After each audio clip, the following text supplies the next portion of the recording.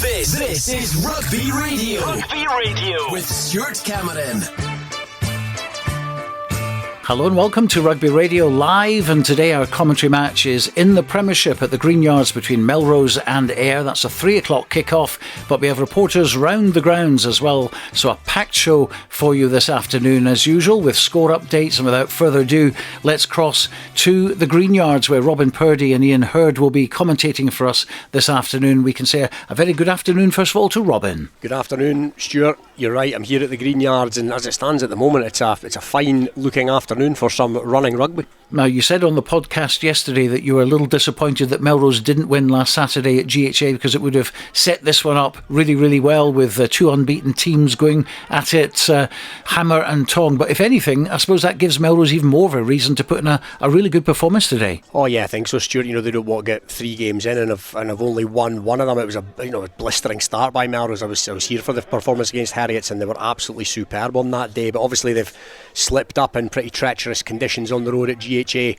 last week. So you're right, they'll be looking to right a few wrongs today. But yes, I also agree. It would almost have the feel of the old Melrose v AYR about it if they'd both come into this today on 10 points, and that was where my little bit of disappointment came from, I guess. Well, we've got a ton of things to cram in before kick-off, so let's dive straight into the interviews that you did earlier today with both head coaches, Grant Anderson from AYR and first Melrose co-head coach Scott Wight. So Scott, sounds like it was a tough day at the office at GHA last week after a brilliant performance on the opening day against Heriot. What wrongs have you had to put right this week? I mean, look, unfortunately we probably didn't go up there and play our best, and that shows in the score. I mean, probably left 3 or 4 good try scoring opportunities out there, but hey, give them their due, they stayed in the fight and they dug in, and I think that just comes back to their kind of winning mentality over the last kind of year or so. They've got used to playing together, they're a strong squad, but look, there's been some harsh words, and I think you come back, and the reality is if you don't get the performance right today, you could be on the receiving end of a cuffing. And, you touched on it, there's no hiding for the fact that AYR look to be a class apart from anyone at the moment. They've only lost 1 game since the start of last season. From a coaching perspective, where do you even start in terms of plotting their downfall? I think it's quite exciting. It gives everybody a target. And I think that's, essentially everybody should be aiming for that standard and that target. And I mean, I think, yes, they are. They're at the top of Scottish rugby. But, if teams don't do anything about it, they'll be there for the next 5 years. So I'd like to say, look, we've created strength and depth in our squad. There's obviously, that's probably the hardest week actually picking a squad. So, look, training's been good. We've obviously, as you say, they do have some weaknesses, but it's obviously, and they don't make many mistakes, but it's making sure you take your opportunities, you look after the ball the best you can. But, a lot of teams actually sit back and just let them come at us. So, hopefully we see the boys having a right crack at them. We've had a real focus on our line speed this week to actually go and stop their momentum. So, a big focus on defence because they will have ball for long periods, but can we force mistakes out of them? And that's really what we're going after. And then this week, obviously, we moved Declan out in the wing. You'll probably see a wee bit more kicking for us in terms of aerial skills, and we feel we can play off of that in terms of counter-attack opportunities. And like a lot of teams, you have a different type of forward pack there. Particularly, looking at the back road, you have to try and turn that to advantage. I'm guessing there's no point in asking your guys to get in there and arm wrestle with them. No, and hopefully, you look at that through the whole week, and hopefully people will see that today. I mean, I think the big thing for us is that, generally a game of rugby at the moment, Premiership, ball and play, believe it or not, is only 28-30 minutes. So we've kind of said, right, we need to make use of this pitch. We've worked hard on our fitness. So, home games, we're aiming for the ball to be in play for more than 45 minutes. So that's what we're going after today in terms of run them about, keep the ball in play. So you'll not see us kick to touch today. A lot of it will go up into the air, and that keeps the ball in play. That moves their big boys about. So that's certainly the game plan today also. So look, we're looking forward to it, but now it's just up to the players to deliver that. And you touched on it there, Scott. Looking at AYR's line-up today, Lanny's away and Orr's out. There's some less experienced players on the wings. Bardelli's moved to full-back. Is that an area perhaps you think you can get joy today? Look, I think so. I mean, Luca Bardelli's a great player, but he doesn't kick the ball. So if we're kicking long, we'll get opportunities to make sure we're in the line. If we tackle them behind the gain line, then there's obviously chances to go and counter-ruck that. They've obviously Adam McGowan on the other wings, a 9. So that is an area that we're going to go after. We've targeted that. We looked at that even on Thursday night before we knew the team was out. So that'll be crossfield kicks. That'll be kicking long. That'll be turning them. That'll be hopefully allowing Luca Bardelli to run back. We've worked on our kick chase, turnover opportunities, and then I think that's where we can get a lot of success off a turnover ball today. And lastly, no Zen today, which gives a great opportunity to young Ollie Anderson. I guess there's no better way to find out where your game's at as a young prop than to come out of school and pack down against there. Look, brilliant. And, there's a couple of youngsters came here, and it's great to be that destination club again. Speaking to them over the summer and stuff, they felt that Melrose was the stepping stone for them into under-20s. And, it just shows they're both getting opportunities. Ollie Furness down from Peebles on the McPhail Scholarship. And then it's actually Stuart Edwards, so he was his head of rugby last year at Stewmel, and obviously they didn't have space for him at Heriot for opportunities, and I says, yeah, by great, send him down. And he performed really well off the bench last week. Robbie Robinson performed well off the bench week 1, but Ollie just nudges it today, and as you say, probably no bigger task for him.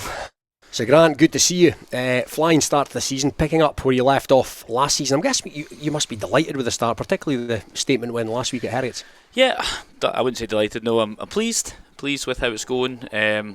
Like I've said a few times, we spoke pretty clearly in pre-season that if we weren't moving the performance on, then what was the point in showing up, really? So constantly want to demand more from the boys. They demand a lot from themselves as well, which is good. Hawks game, I wasn't pleased with that at all. Yes, scoreline, but again, we were probably undercooked in that game, having only played one pre-season game. I think Blair had only done 35 minutes of rugby, in that bigger game, and then we brought him off. So last week was far more like us, and I think even in that weather, I'd mentioned it, we're trying to do different things. Our offloading game kind of clicked into place because we do a lot of reps and training, and so we're just building. And I asked you this last time I saw you earlier this year, and I'm going to ask you again because I'm still intrigued by it. How do you manage to keep so many good players happy if they're not in the starting 15? And how do you stop complacency creeping at this squad? Well, yep, it's a good question. I think a lot of people talk about culture, right? And I don't want to sound cheesy, but for me, that culture comes from expectations. We've got such a high expectation of training. So boys know if they're not performing in training, then they're going to be nowhere near a Saturday. And I think they all buy into the level that we expect at training, and ultimately I think they enjoy training at that level, and I think Pat and I go really hard at it. Our reviews are there's no hiding place in the reviews, and we demand a lot from each other. We put a massive emphasis on making sure that the boys are happy. So I now work with Blair subsequently, but every day I'll check in with Blair. What's the feeling amongst the boys? What can we do? How was training? What do you think? I'm constantly seeking his observations to see if I can tailor it in a way that they would like it better. But luckily I think they enjoy things at the moment. It's pretty prescriptive in terms of how many minutes we'll spend on a drill, what we want from the drill. It's all session planned, it's all mapped out the previous week depending on the review. So yeah, it's just a variety of different things, and ultimately the boys enjoy win. Who doesn't want to be part of a winning machine, so exactly. I think that as well, people want to put their hand up, people want to get recognised for what they've done, talk a lot about accountability. So our squad's a wee bit more settled this year because how can I drop somebody or swap someone out when they've played so well? So everybody knows it's a long season. It's 22 players. And speaking of long seasons, remarkable campaign last season, started off brilliantly this season. What's the end game for this club? What's the ultimate aim? I mean, we just want to build on each performance each week. Billy and I talk, maybe more about targets in the future and where we see ourselves and where we want to be. But for me and this group of men, it's just how far can we go, and how far can we keep pushing the bar for ourselves. So we've got a set of internal targets. Not one game last season did we hit all of those targets, and we've not hit them yet. So for me, short-term focus is just can we get to those, and those targets have been agreed with the boys. It's not just me putting this really high bar up that it's unachievable, but that would be my short-term. I want to be hitting that. And looking at today, there's a 6-1 split on the bench, 5-2 last season. Yep. Does that tell the casual observer everything they need to know about where you think you'll get the better of Melrose today, or is there a wee bit more to it than that? There's a wee bit more to it. So Adam McGrown is on the wing today, and he's an outstanding winger. I don't know if he's a better winger or scrum half, but when I play him on the wing, and I did this with the club team, I'll go 6-1. Because he's slot, you'll see we'll have a dual 9 system, so sometimes from a wide ruck he should slot in and scoop the ball off and get us playing, which then allows me to carry one less back and one more forward. I've included young Jake Payton because I cannot ignore the effort that he's putting into training every single week. How long he'll feature for, I couldn't, I won't make any promises about that, but I'm also rewarding the impact from the bench last week. It was excellent. So yeah, it's just we look at each week and what we need for that and what we want from that, and then we move forward. Not necessarily against who we're playing, but how the boys have done at training and what our system's going to be. And I was going to ask you, sort of around McGowan, if you like, there's no Robbie Orr today, Tom Lanny's away to Australia, plus Caxow's off to Northampton. Does that maybe leave you a wee bit lighter than you'd like to be back three? Potentially, yeah. I mean, I suppose it allows people to get into a wee bit more of a rhythm. So we've got Jack Craig, who's done outstandingly well so far, still just a young guy. Adam is probably just as good on the wing as he is at 9. We've obviously got Cameron Van Wyck in the draft. We selected him because he's one of our players, so it made sense to do that. Again, I don't like doing it, but Sheds is just as good on the wing as he is at 13, or actually I think he's better at 13, but he can play on the wing. There's a lot of variety in that, and now I think the squad knows all of our systems, that I could probably play 2 or 3 different people in those positions, but I'm trying to get people into a wee bit more of a rhythm this season than perhaps maybe I did last season. Chris Hyde is also still to come back, so he's had a wee bit of an injury and then a wee bit of illness, so we're waiting on him. He'll be returning in the next 2 or 3 weeks, so I wouldn't say light, we're just a wee bit thinner, if you like. And lastly, Grant, do Ayr still love coming to the Green Yards and noising up this crowd? Does this fixture still have an edge? I mean, I don't know if it's got an edge. We enjoy coming here. We don't look at the fixture list and think, oh God. The boys were keen to come. I said that in my, that wee spiel we do for the offside line. Like, this is our favourite away day. Look at the conditions; they're lovely. It's a nice kind of sunny, warm day. We're on the. I mean, we've got our own 4G, so it's not a massive change for us. We train on it most weeks, so no, we definitely look forward to it. I know there's been a few ding dongs over the years, but we enjoy coming.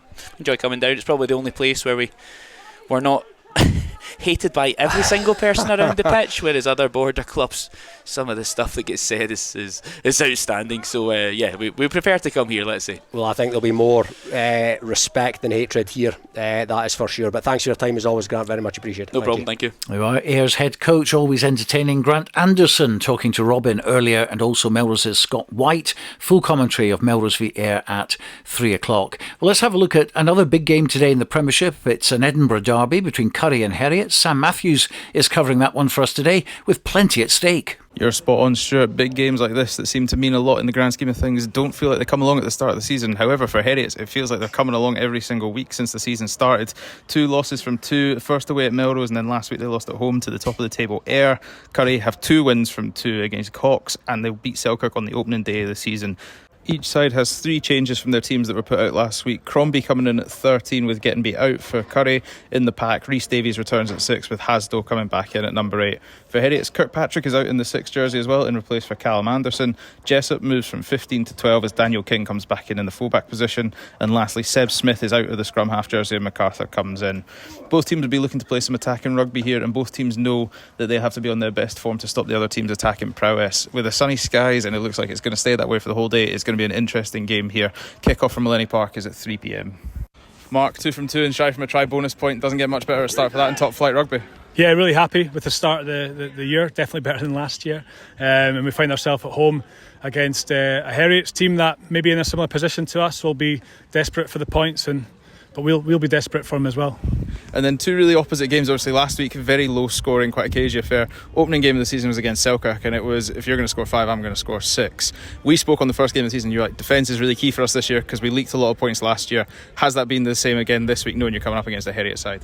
Yeah, it's got to be a focus for us. These guys are, a lot of them are natural attackers, and they've been at the club for a few years now, and that's what we've been focusing on, and our attack's in a reasonable place. It can be better, but the thing that we've got to develop is our defence. So again, I'll be asking the guys, and we have asked the guys to make that their focus, and then when we get opportunities to attack, be efficient, be effective, which sometimes last week we were lacking in a little bit.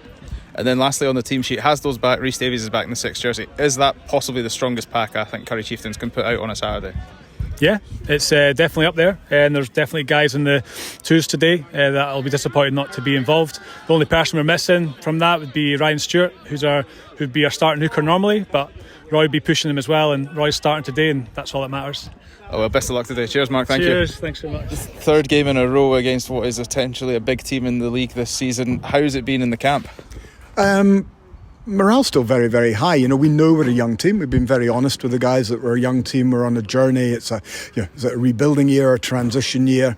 But we've just been very, very honest with the guys. We do expect to see a progression in performance, and we certainly got that from the Melrose game. I even felt we lacked a little bit of energy. I wouldn't fault any of the guys that came on against AYR last week for lack of energy, but we're making some unforced handling errors and some rash decisions that we're compounding, and that's costing us. So no, the morale's pretty good. And then, like you say, if you're getting players in, it's becoming transition, but you're really integrating young players into a starting Premiership outfit. Are you kind of happier that you're getting these things like AYR at home towards the beginning of the season than somewhere in the middle? As long as we manage to keep the environment positive. I think there is always a danger with youngsters that 2 or 3 games in and their heads start to go down. Actually, what I'm finding is these youngsters are incredibly resilient. I'm probably working harder with some of the older members of the squad just to keep them going because they've become used to winning. But the youngsters are fantastic. I mean, Callum Jessup, 17 years old, and was so mature with his kicking game against AYR last week. So, it's great fun to coach them because they're resilient and they want to learn, and they're exciting. Well, on Jessup as well, 17 years old playing fullback, but then also sitting in the inside centre spot. A lot of responsibility for a 17-year-old. Yeah, but he's just taken to this like a duck to water. I'll probably give him the kiss of death today. I can't remember him making a bad decision in 2 warm-up games and 2 league games. I think the only debate about Callum is where does he play? Because he can play 15, he can play 12. I could see him ending up as a top-class 10. Mm-hmm. Well, I'm interested to watch. If it's anything like you've done with the other players like Glendinning and Hunter, then we should be in for a real treat. Well, we're working hard, and we are working very much in partnership with the SRU on all of the youngsters that are in the squad. So yeah, it's an exciting year, and it's a very, very different year to last year, which was maybe quite an easy year from a coaching perspective. This is when coaches earn their spurs, I suppose. Sam Matthews getting the lowdown from both camps playing in that game at Millennium Park between Currie and Heriot. You heard Bob McKillop there, head coach of Heriot, and before that his counterpart at Currie, Mark Cairns. Well, this is Rugby Radio. Coming up at 3 o'clock, full commentary from the Green Yards of Melrose v AYR, but also in National 1 today, Boroughmuir at home to Musselburgh. This is intriguing as Boroughmuir, of course, nearly beat favourite Stirling last Saturday. Hugh Brown is watching this one for us. He's got all the news from Megget Land. Yes, indeed, Stuart. It was the last play of the game before Stirling edged a victory at Bridge Hawk last week by 19 points to 13 in their opening fixture. Boroughmuir did at least earn a point for their efforts, but will be hoping to inflict a defeat on Musselburgh, who started their life in National 1 with a home win by 20 points to 13 against Biggar at Stony Hill. The men from the Honest Toon were of course one of the 3 sides relegated from the Premiership last season, while Muir finished with a 4-match unbeaten run to retain their spot in Division 1 and relegate Highland and Peebles. I was here at Megget Land for their final win against Biggar, and there were sighs of relief when the final whistle blew, I can tell you. With only one team being promoted to the Premiership at the end of the season, every point is going to be vital. I think that the home advantage could just swing it today for Boroughmuir, but as I always say with my predictions, don't bet your shirt on it. It's a dry and sunny afternoon for the battle between Boroughmuir and Musselburgh. Earlier, I spoke to Musselburgh's assistant head coach, Max Outram, but first, Boroughmuir's head coach, Stephen Leckie. This is a new challenge for you at Boroughmuir. How do you feel about it? Excited. Yeah, I'm very excited. Everybody at the club's made me feel really welcome. I've had a great response from coaches and players as well. So yeah, very excited about the challenge. You had 5 years at Falkirk. What brought you to Boroughmuir? Well, I was approached by Boroughmuir probably 3 years previous to that, but I'd made a commitment to Falkirk. We had a huge job there, and I just absolutely love and adore the people at Falkirk, so it wasn't the right time for me. I'd made the decision this year that it was going to be my last year at Falkirk, and just out the blue, Boroughmuir approached me again, and at this time it was an opportunity that I couldn't turn down. Now, last Saturday in your first game, you ran Stirling County, your favourites, to go up again up to the Premiership. You ran them really close, and it was the last play of the game that they scored the vital try.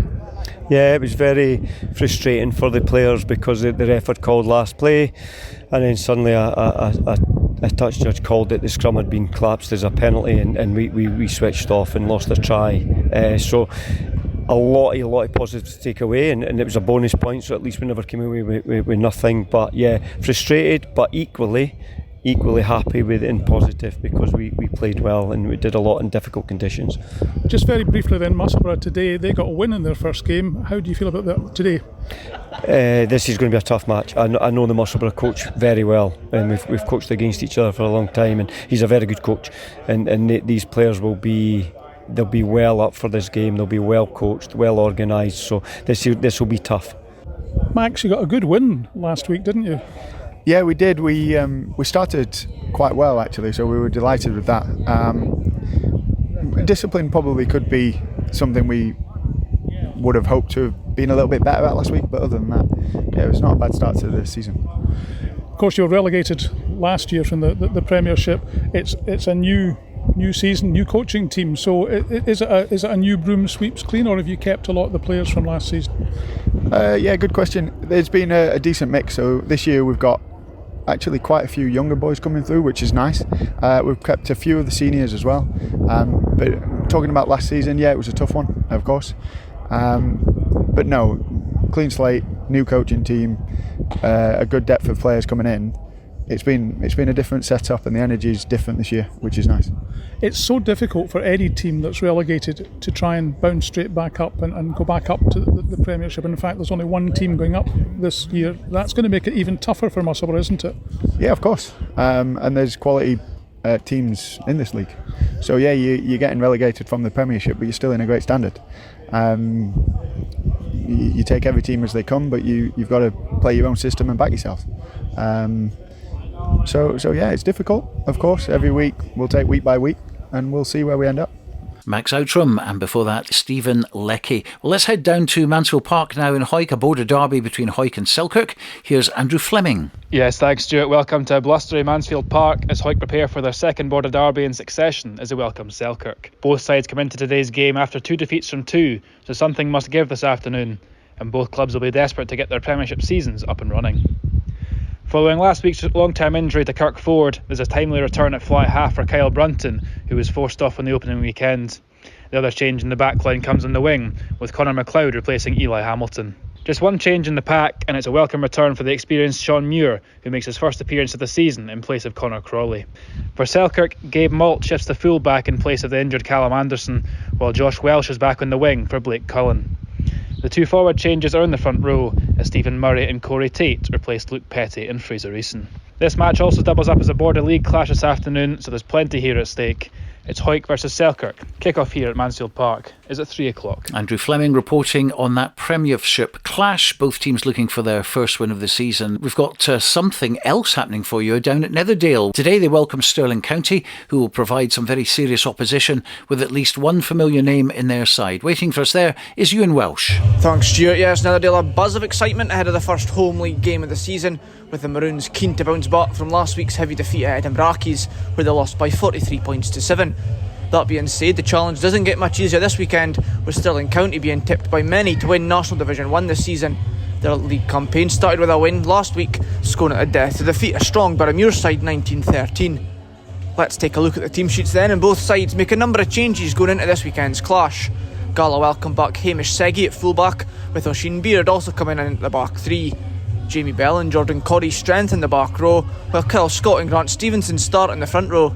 On the bench, Gregor Payton, Rowan Chalmers and Callum Currie are drafted in, with Gregor Main, Jacob Moore, Fraser Wilson, Jack Eason and Daniel Kerr making way.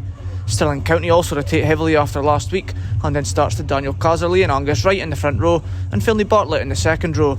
Logan Gray shifts forward to lock, Harry Henderson is named at flanker, and Sean Kennedy comes in at scrum half. Liam Carroll replaces Mikey Heron in midfield, while Liam Quorm, Nick Torkington and Harvey Common-Barr take places on the bench. The crowd's building up nicely. Kickoff is 3 p.m. at Netherdale. Updates to follow. Iain Welsh reporting. Let's have a quick rundown of the matches in the Premiership and the National 1 and 2 this afternoon. Then in the Premiership, Currie v Heriot's, GHA against Kelso, Hawick versus Selkirk, Melrose against AYR and Watsonians against Glasgow Hawks. In National 1, Biggar v Jed Forest, Boroughmuir against Musselburgh, Gala against Stirling Counties, we've just heard, Glasgow Accies v Edinburgh Accies, an Accies derby there, Mar against Gordonians, and then in National 2, Falkirk v Highland, GHK against Newton Stuart, Howe of Fife against Peebles, and Kirkcaldy against Berwick, also Stuart's Melville versus Dundee. So that's your lineup for today. We're on air till 5 o'clock. Of course, we're bringing you another programme at 7 o'clock, Rugby Roundup, which brings you chat from players and coaches and full results and tables from the day's game. So tune in at 7 for the most comprehensive service of club rugby in Scotland. And also a quick word about our weekly Scottish Club Rugby podcast, which you can hear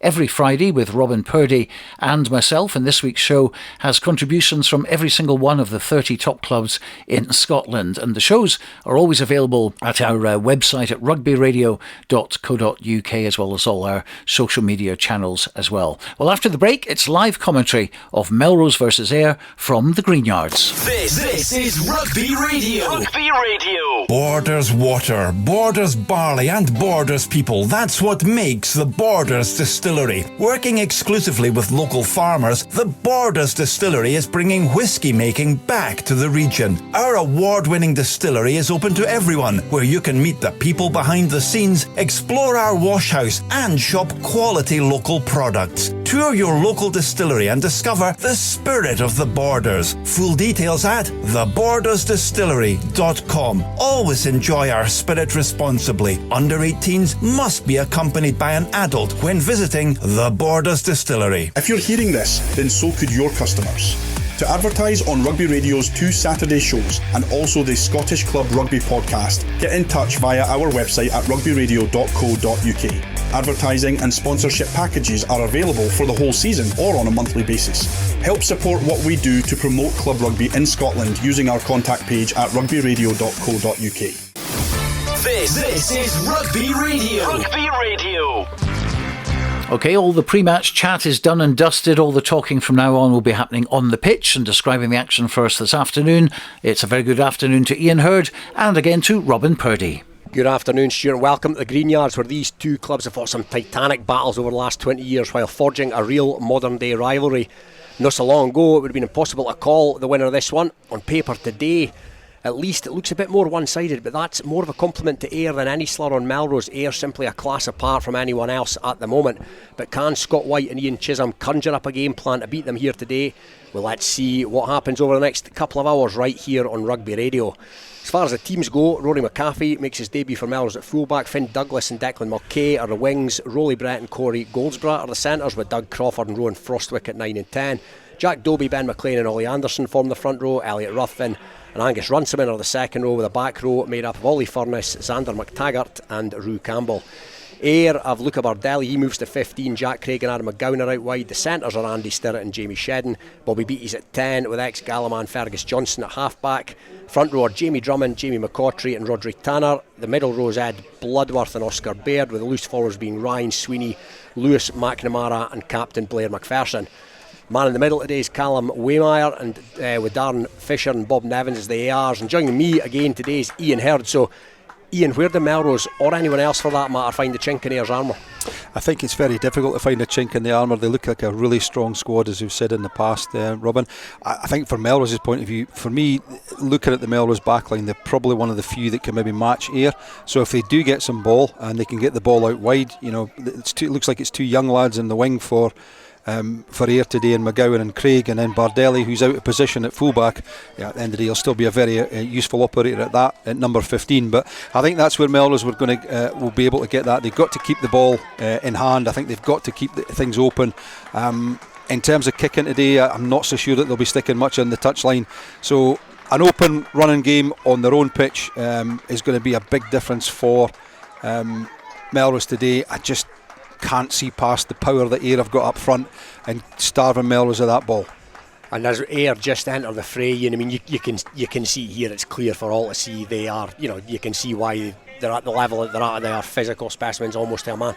Absolutely. I mean, you know, they're all athletes, as we would say, and I mean they've got that element of Super 6 that have come down from. There's still a few of the Melrose guys have got that as well, and I think that's what the clubs have got to aspire to, is to get their players to that level.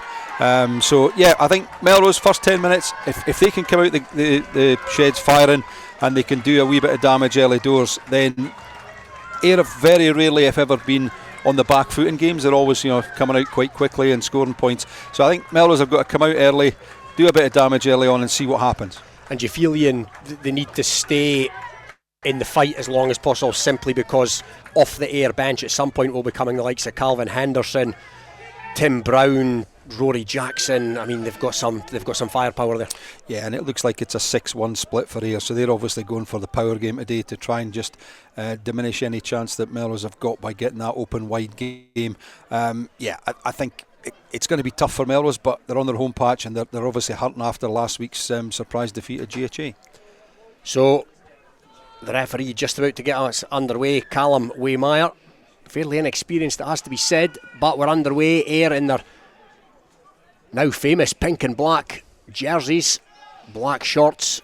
They're attacking the St Mary's Road end here at the Green Yards. It's been taken in by Melrose. Doug Crawford's at the base of the first rack, and as Iain alluded to, there's the first kick of the day, and Bardelli's under it. He's taken it well.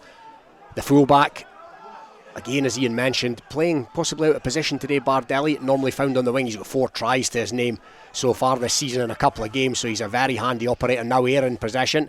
Melrose good to their word. They spoke pre-game about not kicking too often to touch, and there's a Melrose hand in there, and that's been allowed to slide by the referee, but no, the arm's out now, and the penalty's been awarded. So first indiscretion of the afternoon coughed up by Melrose.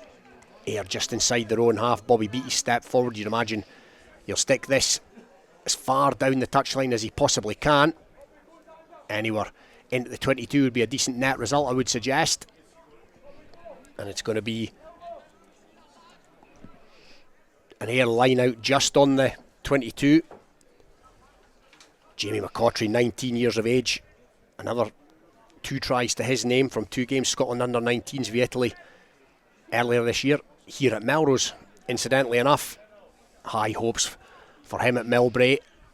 First arrows of the afternoon, it goes to Captain Fantastic Blair MacPherson right in the middle, and they're going to try and rumble this one early. AYR, no desire at this stage to do anything flashy with it, and they've splintered that, and they're up at 5 metres into 22 here. AYR, that was a decent drive, and that's a carry there for, and there's a hole opened up. The Red Sea is opened up, and an AYR forward has dashed through it. That looks like Lewis McNamara, who's in for the first AYR try, and that's exactly, we spoke about staying in the fight, Iain, that's exactly what Melrose did not want.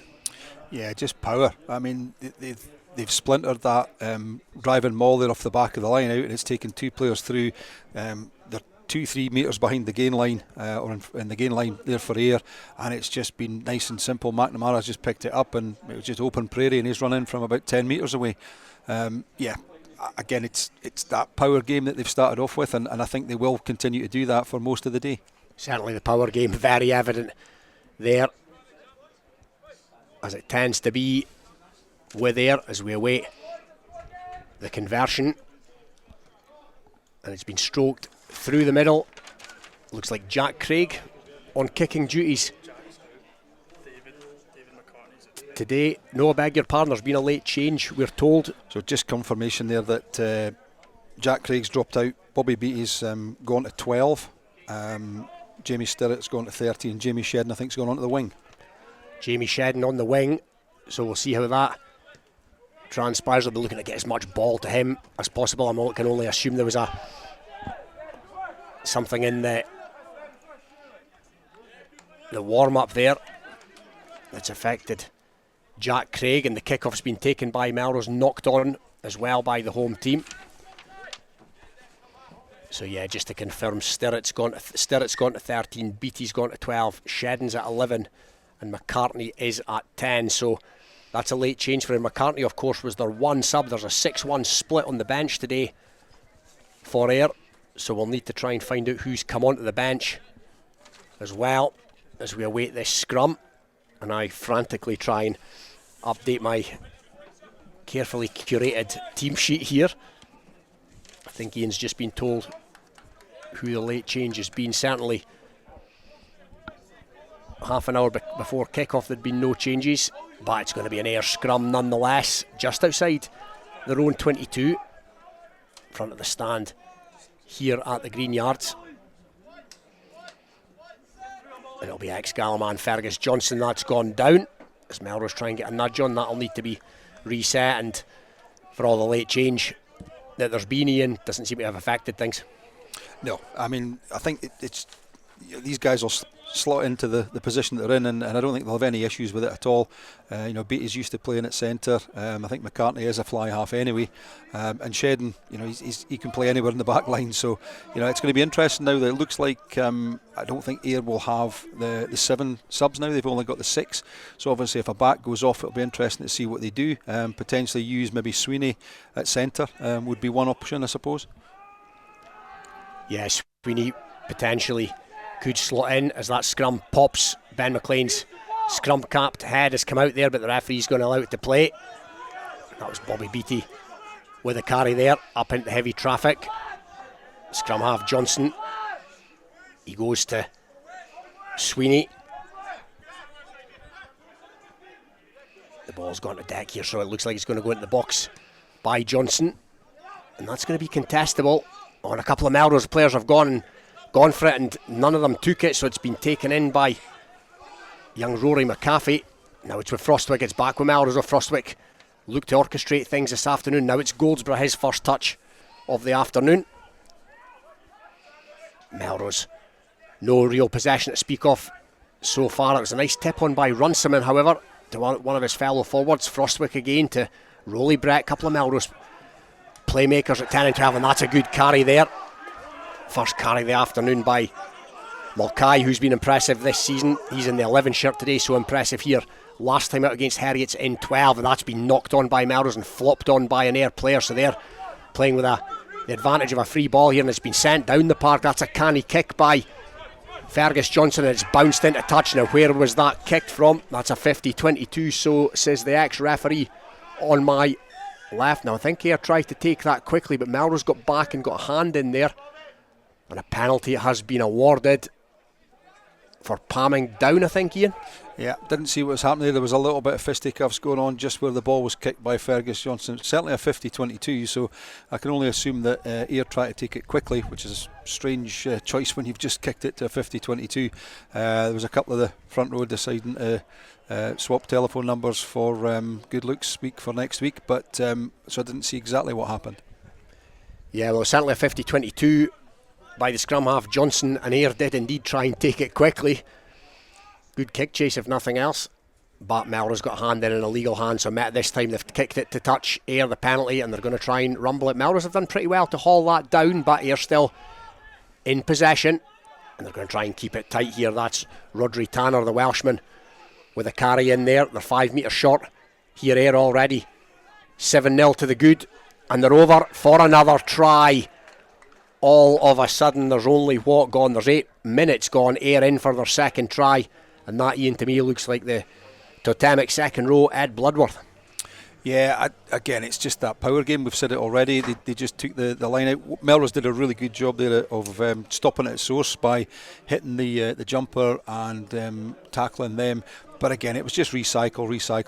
And it's just power. Very difficult to stop any team from that distance, but when you've got the power that AYR have got in terms of one-up runners and then the latch on from the second man just to give that extra, as I think Scott Wight was saying beforehand, you're talking about 220 kilos hitting you every time. So yeah, Melrose are going to have to really come back for this and get a bit of possession and do something with it. So far they've looked as if they're really struggling. And McCartney's 2 from 2. He's kicked the conversion. So early in the piece here at the Green Yards, it's Melrose 0, AYR 14. Other scores around the ground: Currie 7, Heriot's 0, a Ewan Crombie early try at Maleny Park. Still GHA 0, Kelso 0, Hawick 0, Selkirk 0. Melrose, as we've just heard, 0, AYR 14, and no score at Myerside at the moment. Watsonians against Glasgow Hawks, and the Bill McLaren Shield on the line for that one today. In National 1, Boroughmuir 14, Musselburgh 0. Tries from Josh Chapman and Stevens for Boroughmuir. Gala 0, Stirling County 14. Adam Wood and Sean Kennedy getting on the score sheet there. And Mar 0, Gordonians 5. Remember, Gordonians lost heavily last week at home. They're on the road at Fullerton Park. They've got an early lead, 5-0. The other score we have in National 2 at the moment: Falkirk 7, Highland 0, a Connor Folds try. Let's return to the Green Yards. Still 14-0. Kickoff was taken in by AYR, and up into the sky it went from Fergus Johnson. It was caught by Rory McAfee, the young Melrose fullback this afternoon. He was hit really hard in the contact, but illegally, said the referee, and that's a great raking touch finder from Melrose from almost halfway right to the 5 metre line. So will Melrose try and give AYR a test of their own medicine? First throw in of the afternoon for Ben McLean. McLean's gone safe to the middle, and it was taken in there by Runciman. So Melrose now, they're not moving too quickly with this, but starting to get a wee bit of a head of steam now, and Doug Crawford's in there. Now it's to Brett. Brett thinks he sees a little bit of space. They're 6 or 7 metres short here, Melrose. How they could do with a try after falling 14-0 behind so early in the piece. Crawford again digs for that, and he goes to the prop, the new young prop, Ollie Anderson, only 18 years of age. Oh, and that's been knocked on in there by Melrose, but penalty has been awarded by Callum Waymire. Is he going to have the first chat of the afternoon? Penalty's going to be right in front, so 14 points adrift. Iain, penalty bang in front, all of 6 metres from the post. What are you doing here? I think Melrose will go for, they'll try and score a try. They might even scrum it. If they can get any ball off the scrum, then it ties in the 8 AYR forwards. I'm slightly worried about this after the first couple of scrums that AYR certainly had the upper hand in. So we'll have to wait and see here if they've got something planned off the back of this scrum. They have indeed taken a scrum. 12 minutes gone here. Rugby Radio, Melrose 0. The champions AYR 14. AYR off to an absolute flyer. Tries by Lewis McNamara, Ed Bloodworth. A couple of conversions by late replacement David McCartney. So Melrose, Doug Crawford it'll be to feed this scrum. Melrose attacking the Eildon Hills end here at the Green Yards, and that one's gone down. So there'll need to be a reset. And Iain, from a, with your coaching hat on from your time at Jed last season, you're playing the champions, you're playing AYR at home, you go 14-0 down in 6 minutes. How do you rectify that? Is it simply just score next at all costs? Yeah, ideally you score, but I think it's to keep a hold of the ball for a while and just don't give them easy outs. So I mean, here my big worry here is that they give a penalty away. Melrose give a penalty away because AYR do look to have the upper hand, but just keep the ball for a few phases of play and just get a bit of confidence of ball in hand and understand that they're actually they're just human like everybody else. Melrose front row, Jack Dobie, Ben McLean, Ollie Anderson up against Jamie Drummond, McCautry and Rodri Tanner, and they've gone quickly here, Melrose, and there's a move on. Bit of space has opened up, but it's been fumbled by McAfee. On debut, it's been knocked on, and Iain, the space was there. They'd done the hard work. Yeah, there certainly was. I mean, Rory Campbell off the back of the scrum is dynamic, he's quick. Unfortunately, it was always just heading across towards the touchline. It just needed McAfee just to maybe run a sort of straighter line, a bit more pace. There was certainly a gap there. So, from a Melrose point of view, there's an opportunity. Whitey and Chegg are going to see that and identify that there are opportunities and just to adjust the line that McAfee runs. Obviously his first game for Melrose, possibly if Donald Crawford had been there, who's playing week in week out, he would have read that a little bit better, but he'll learn for the second time. Yeah, Don Crawford not in the ranks today. He picked up a knock last week. That's a big miss for Melrose. I agree with you, Iain. I think they probably score there if Don Crawford, the familiarity of Don Crawford is there. Policeman's corner try it would have been, but it's a scrum to AYR, and that's gone down once again, so we're going to have another reset. Does the synthetic pitch play a part in these here? Shouldn't do. No, I think it's always been pretty good for scrummaging. Unfortunately, I think this is a situation that Callum Waymire, the referee, just needs to get on top of this as quickly as possible. If it needs to be a free kick, it needs to be a free kick, but we don't want to see scrummaging all day. And we've had too many go down so far. I would suggest that let's just make a decision and get on with it. As we await the reset, AYR props Jamie Drummond and Rodri Tanner either side of young Tyro. Jamie McGautry, both ex Ayrshire Bulls, Drummond and Bloodworth. Calvin Henderson to come off the bench for AYR later on, no less, along with highly rated young prop at Millbrae, Jake Payton. He played Glasgow under-18s last year, and a free kick has indeed been awarded. You called it, Iain. Yeah, I think experience would say get the free kick, get out of there. They're only going to kick it to touch. It's going to be inside the Melrose half likely. the Ayr half. So it gets you out of that situation as much as possible. So Melrose are now got still reasonably attacking in between the 10 metre line and the halfway line. So if they can win this ball and maybe truck it up in the middle, it looks like they're going to load up in the middle of the park and try and hit up hard, and then create second and third phase ball to get things moving. It was a great free kick, touch finder from McCartney to get up to almost halfway from his own 10 metre line, but Melrose have taken that nicely off the top as predicted by Iain, but that's gone loose.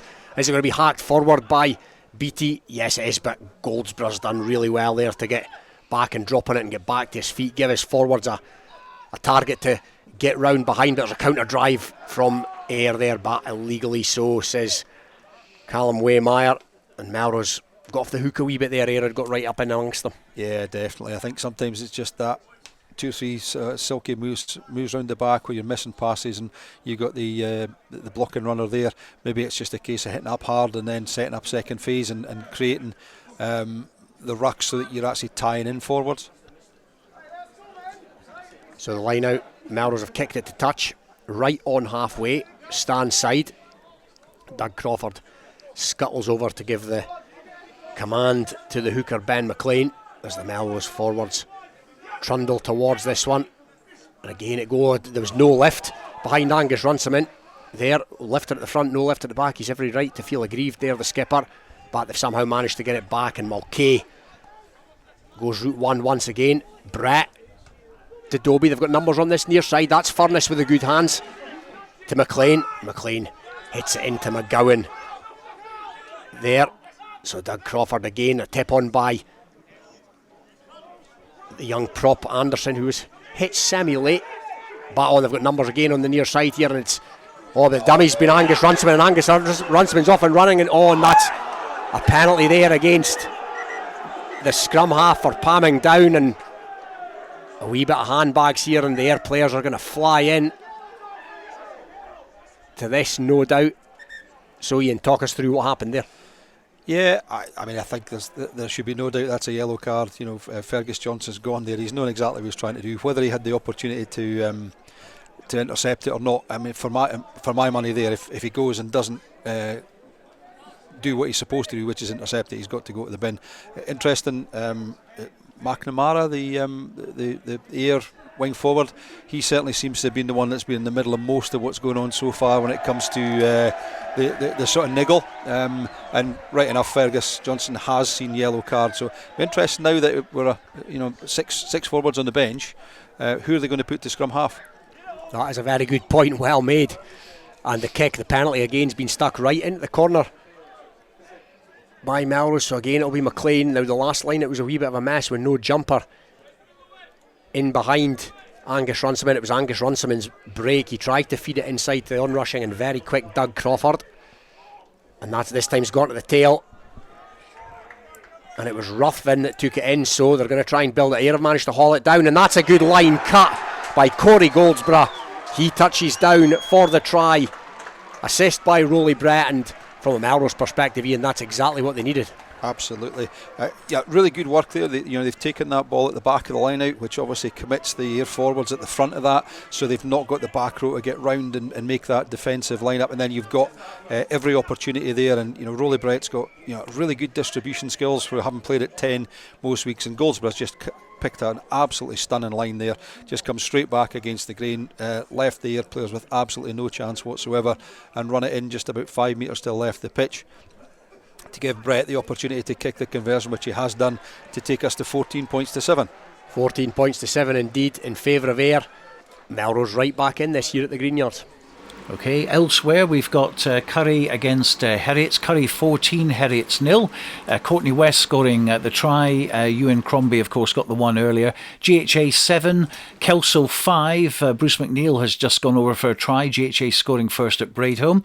Hawick 10, Selkirk 0's the latest score. Fraser Rennick followed by Owen Gray. So 10-0 to Hawick at Mansfield Park in that Border League fixture as well. And of course, Selkirk are the current Border League champions. Melrose 7, Ayr Ayr 14. If you've just joined us, Corrie Goldsborough getting on the score sheet. Ed Bloodworth and Lewis McNamara for Ayr earlier on. In National 1, it's Boroughmuir 21, Musselburgh 0. They're running away with it at Meggetland. Josh Chapman, Joe Stevens and Duncan McKinstry, the try scorers for Boroughmuir. Gala 7, Stirling 14. Adam Wood and Sean Kennedy getting tries for Stirling, but Craig Keddy, captain of Gala, has just hit back. Mar 7, Gordonians 5. A Jack Scott try has put Mar into the lead at Fullerton Park. Falkirk 14, Highland 0 in National 2. Connor Falls and Rio Arbuckle now with the scores. Geach K 0. Newton Stuart 5 is the latest score, and also Howe 5-7. Peebles 3 as we return to the Green Yards. Ayr kicked off. Melrose kicked it back to them, and it's ended up in touch over on that far side. So it's going to be a line out to Ayr, just inside Melrose territory. As a reminder, Melrose 7, Ayr 14, 21 minutes gone here at the Green Yards as we await this line out.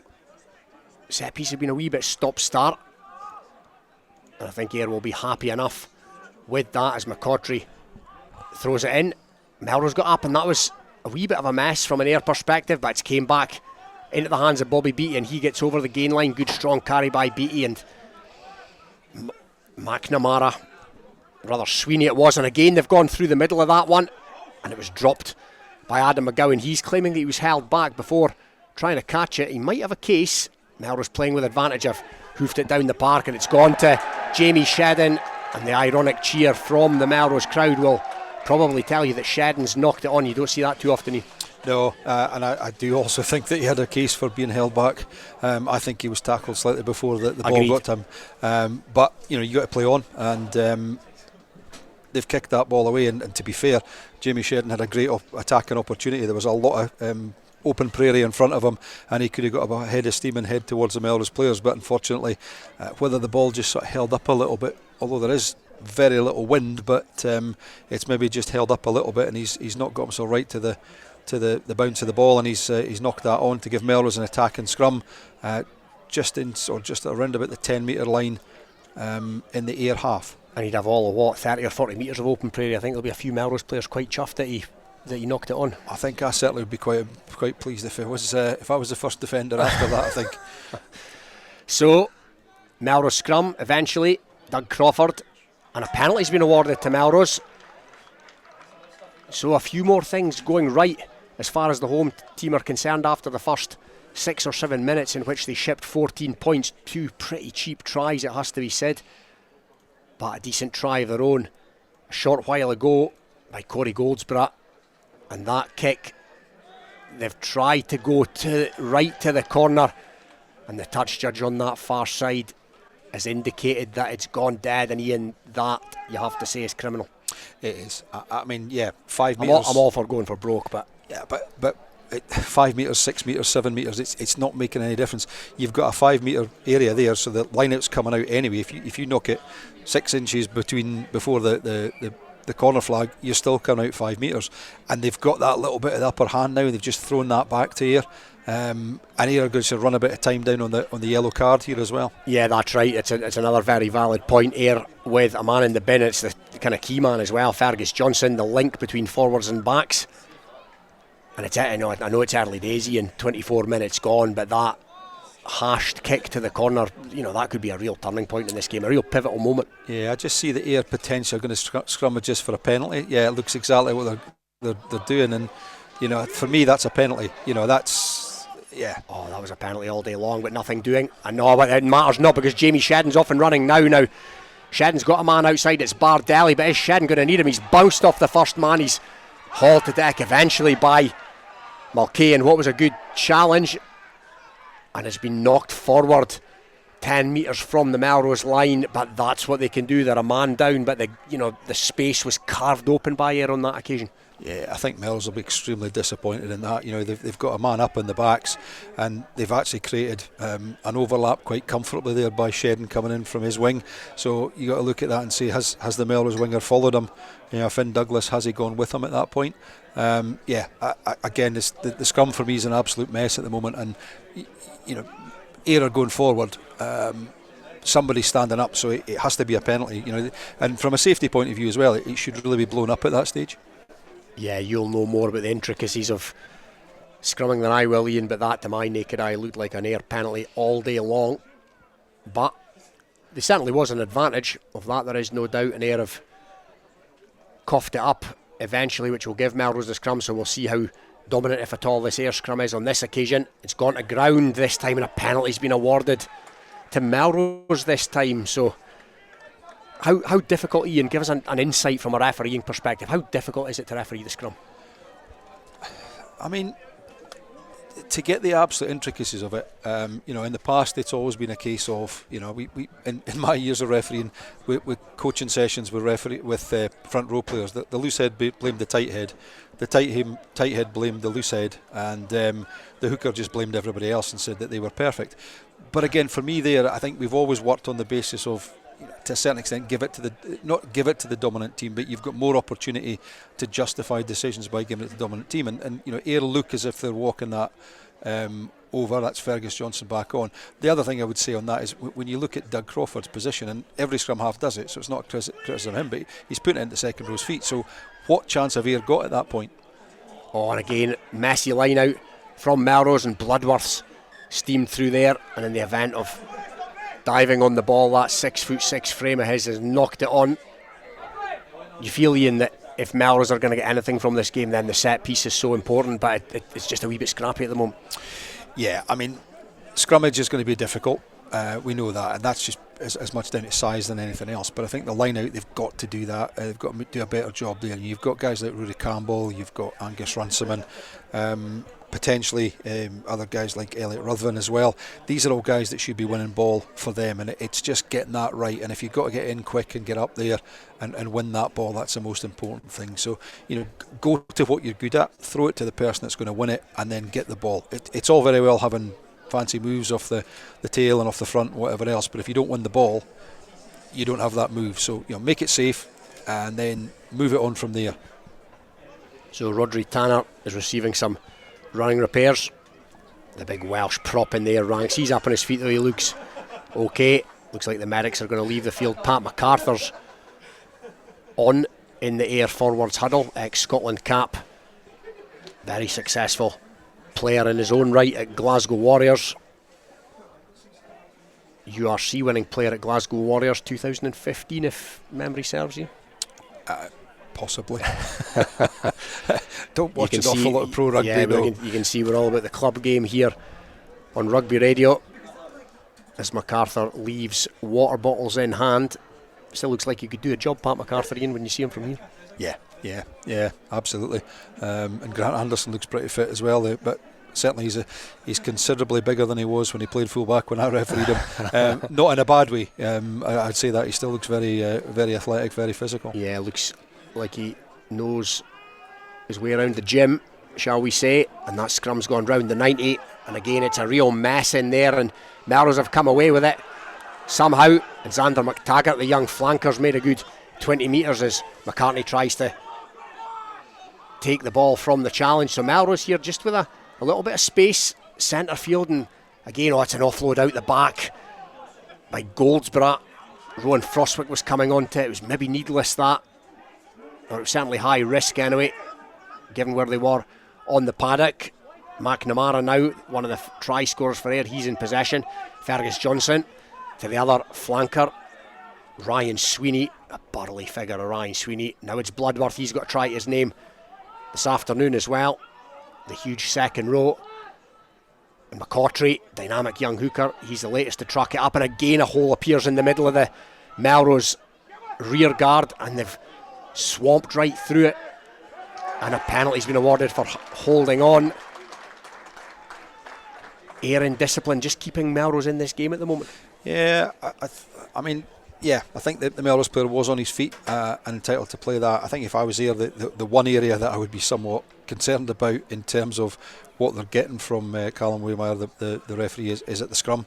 You know, they look dominant to me, but they're getting absolutely nothing. You know, that was another scrum there that went backwards, and it stopped going backwards because Melrose potentially stood up on it. And they're certainly not getting the benefit of that in any way, shape or form. So, you know, we're a fair bit away from most of the scrums, so Callum Waymire's obviously seen something that we're not seeing. So either A, they've got to improve that, or they've got to try and convince them that they're actually doing something right rather than doing something wrong. Yeah, they certainly do seem dominant at the moment, but Melrose have kicked the penalty to touch, and it's a line out on the AYR 10 metre line. It's again off the top, and it's Ruthven taking it short of Crawford, and Crawford again to Dobie. Up and over the 10 metre line now, Melrose. Frostwick, playmaker, and here's another in the shape of Brett, and another break there by Goldsborough. The try scorer, he's got a man on his inside, Goldsborough. That man is McAfee, and McAfee goes under the sticks. Melrose back's looking dangerous, Iain. Yeah, absolutely. Well, that's a fantastic try there from Melrose, from McAfee. I mean, Goldsborough's had nothing on there at all. He's just stepped back inside and made a break. AYR will be really unhappy with their first up defence there. You know, they've been good in and around the ruck, but that's a couple of times now that there's been a sort of half break there that Goldsborough this time he's managed to get the ball to McAfee, who's come at pace, taking it from depth, and we're going to have a 14-all game here, which is, you know, really, I'm not saying it's against the run of play, but it's certainly against the run of what you would suggest or expect it to be. Certainly is. Melrose 12, AYR 14. Kick to come, 31 minutes gone. That kick from Rolly Brett is good, and we're even, Stephen, here at the Greenyard. Elsewhere, it's Currie 19, Heriot's 0. Archie Fletcher getting a try, Courtney West and Ewan Comby getting the earliest scores, of course. GHA 14, Kelso 12, bit of a ding-dong there. William Tweedy and Bruce McNeil scoring for Kelso. Hawick 10, Selkirk 0 is the latest score in the Border League Premiership double. Melrose 14, AYR 14, as we've just heard, and still waiting on news from Mireside Watsonians against Glasgow Hawks. In National 1, it's currently Boroughmuir 21, Musselburgh 7, Harry Meadows getting a try.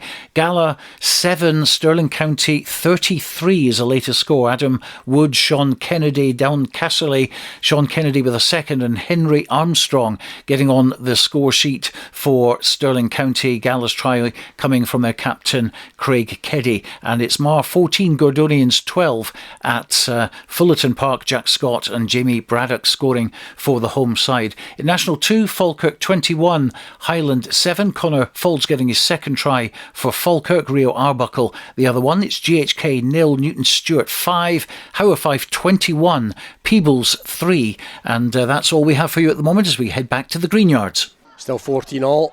Here not long after the second Melrose try by McAfee, and another penalty's been awarded to Melrose for holding on against AYR, and just not much going right, Iain, for the Millbrae men at the moment. No, they're certainly on the wrong side of the referee at the moment. But what I would say there is, again, that for me, at breakdown, he's been pretty accurate. He's been good as far as that's concerned. It's interesting that speaking to Scott Wight before the game, he was talking about, as I said before, the two players going in, latching on, so you've got the two clearing out. What's actually happening is that clear out player is actually going beyond it because there's nobody there, and then it just gives an opportunity for the next Melrose defender, the Jackler, to get in, and they're doing a really good job of that. So it's obviously something that Ian Chisholm and Scott Wight have identified, and they're certainly doing a really good job of that at the breakdown. They are, and the penalty, they've made a pretty good job of the penalty as well. Frostwick, he's hoofed it down into the 22. It was he, of course, that tried to send it deep around 10 minutes ago and kicked it dead, but the damage has been limited because AYR have not been able to capitalise. So it's going to be a Melrose line out, and once again an awful long time to get to these line outs, Iain. There is a player down, right enough, but that, you know, the water carriers are on and the directors of rugby are on, and it's just all a wee bit stop start. Yeah, again, it's an injury at the front row. I think is it Ollie Anderson, so Robbie Robinson comes on, who showed up well in the last couple of weeks from what I can hear, but yeah, it is a little bit stop start. I'm not saying either team would prefer that, but it certainly gives the bigger forwards the chance to get a bit of a breather. So Melrose line out as young Anderson comes to the touchline. Looks in a wee bit of discomfort, unfortunately for him. New signing here this season, straight out of Stumell College, and that line out's been pinched. That Melrose line has been pinched by Bloodworth at the tail. Great defensive line out that. And so it goes back to McCartney. That's not the best clearance by McCartney. I think Melrose player might have got a hand in there. It's bundled into touch eventually, and it's bundled into touch by a Melrose player, so it's going to be an AYR line out. Melrose think it's theirs and they've gone quickly, but that's not going to fool anybody. Bob Nevins, I think that is on that far side. It is, yeah. Bob Nevins, experienced official in the club game. So the latest line out just inside there, 10 metre line. McCautry to throw in. Bloodworth, he who stole the Melrose line out a few seconds ago, and that's a good drive in there by the AYR forwards. They've had some good joy through the middle of the rucks and mauls here, and they're still in possession. They're up to halfway now. Now it's MacPherson, Blair MacPherson. Two Melrose players tackle him. One was young McTaggart. Decent defence by the home team there. Round the corner comes Sweeney. McTaggart again, decent defence. Ollie Furness, one of the Melrose tacklers on that occasion, and again they've gone through the middle of that though, Iain, and he tried to offload it, did McNamara, to the onrushing Fergus Johnson, and again it's been knocked on there by AYR. They're getting joy through the middle, Iain, but the mistakes thereafter is sort of what's undoing them at the moment. Yeah, for some reason they are getting a huge amount of joy right through the middle of rucks. It's just pick and go. Unfortunately, what's happening then is that they're looking for an offload, and at times it's on, but at times there's a Melrose defender there just getting in the way, and you know, you sort of look at it and think, well, if they just went to deck, recycle ball, you've got 3 or 4 Melrose players who are then on the AYR side of the ball, so they're offside, so they can't play the ball, and then you just go boom, boom, boom, and it's you know, their backs are going to be there. And I just wonder if they're trying to play a little bit too much through the forwards, and actually once they've sucked in all the Melrose forwards, they should start to release it out to the backs, because they've got some fantastic backs out there, you know. And if you've got Shedden on the wing, he's going to do a lot of damage out in the open prairie out there. Yeah, I've seen a couple of flashes from Shedden so far this afternoon. Grant Anderson did say in his interview pre-match that he deems him to be a better centre these days, and that scrum is going to be reset once again, and it's going to remain with Melrose, even though once again Iain, AYR got the shunt on. Yeah, I'm just not understanding this at all, I have to say. You know, it's a shambles time and time again, and there's just, I don't know what's going on. I mean, there's a new prop on that side now that Robinson's come on. So again, if the issue is on that side, then what's the AYR prop doing that's illegal? Just waiting for this to be reset. Doug Crawford to feed. 38 minutes gone according to my watch. 14 points apiece here at the Green Yards after Melrose went 14-0 down very quickly in this game. Doug Crawford, that went in almost the back row, never mind the second row, and again AYR have made a bit of a mess of that, but it's Mulcahy. He's been a willing worker so far this afternoon. Crawford again to Jack Dobie. Melrose tried to form a latch there with Ben McLean on hand as well. Crawford's going to have to lead. No, they're forming a caterpillar at the back of that to give Crawford a wee bit more space in which to operate, and the left-footed kick goes high into the Melrose sky, and that's a great take by Bardelli, who jumped well for it. And now Melrose going to try and play it through the backs, but no, it's fallen into the arms of, it was kicked forward, it was palmed down, it was Bobby Beattie's kick, palmed down by a Melrose player, but straight into the arms of Shedden, who almost got away, but he was well tackled in the end. But they're going to try and set this one up again. AYR, Jamie Drummond again gets a bit of joy going through the middle there. Johnson, this time it goes to McCartney. Stirrat to Beattie once again. Beattie has a crack at his opposite number there. Rolly Brett evaded Brett, but Brett did just enough to scrag him, and it's Bloodworth again. Oh, that's a lovely tip on, but to nobody in particular in the end. So Shedden, once again, he's tackled in midfield, and Melrose have got a player over that. They're going to be awarded a penalty here. Yes, they are. Great initial tackle there. I think it was by 18-year-old Xander McTaggart on the gargantuan figure, Iain, of Shedden. McTaggart's been absolutely sensational in defence. You know, it's tackle up, tackle up, tackle up. He's been absolutely phenomenal. And in terms of that, there, you know, again, Melrose player got in over the top. The air latch isn't working so far. And actually, I think Fergus Johnson was a slightly lucky young lad there, because Melrose went to take it quick, and he was held back. Now, he was in front of the mark, so he wouldn't have been able to take it quick, but he could have been in his second yellow. Now, one of the Ayr players has just come to the sideline just now, one in the front row, Jamie Drummond. So I'm just somewhat, could that be a yellow card for Jamie Drummond for something that he said to the referee at that breakdown? Possibly we'll try and get confirmation on that as the Melrose Ultras fire up the drum in the stand here below us. Melrose 14, Ayr 14, 40 minutes up on the clock, but it's another break in play. And Iain, as we approach half time, what's Grant Anderson's message going to be in there, because they had such a fast start, but the discipline's gone to pot? Yeah, I mean, I'm just not very sure. I mean, they, at the times where they've had that bit of power play, they've done a really good job of that, but then they just throw it away by trying something that they don't need to do. So again, we talked about this at the start of the game and before the game, was that they've come here with a pretty much a forward orientated squad to play the power game, and then they've just not done that. They've just got one guy out of the way. You've got one guy missing, one guy that makes a slight break, and then the Melrose defenders get in there. They're not clearing rucks particularly well. I think you'll be really disappointed in the forwards, so I think Pat MacArthur will have quite a bit to say at half time. Melrose have kicked the penalty from halfway to touch just outside the Ayr 22. The line-out's been won by Melrose. Just Ayr had made a wee bit of a mess of it, and again it's a good break there, a good burst through the middle by the outside centre Goldsborough.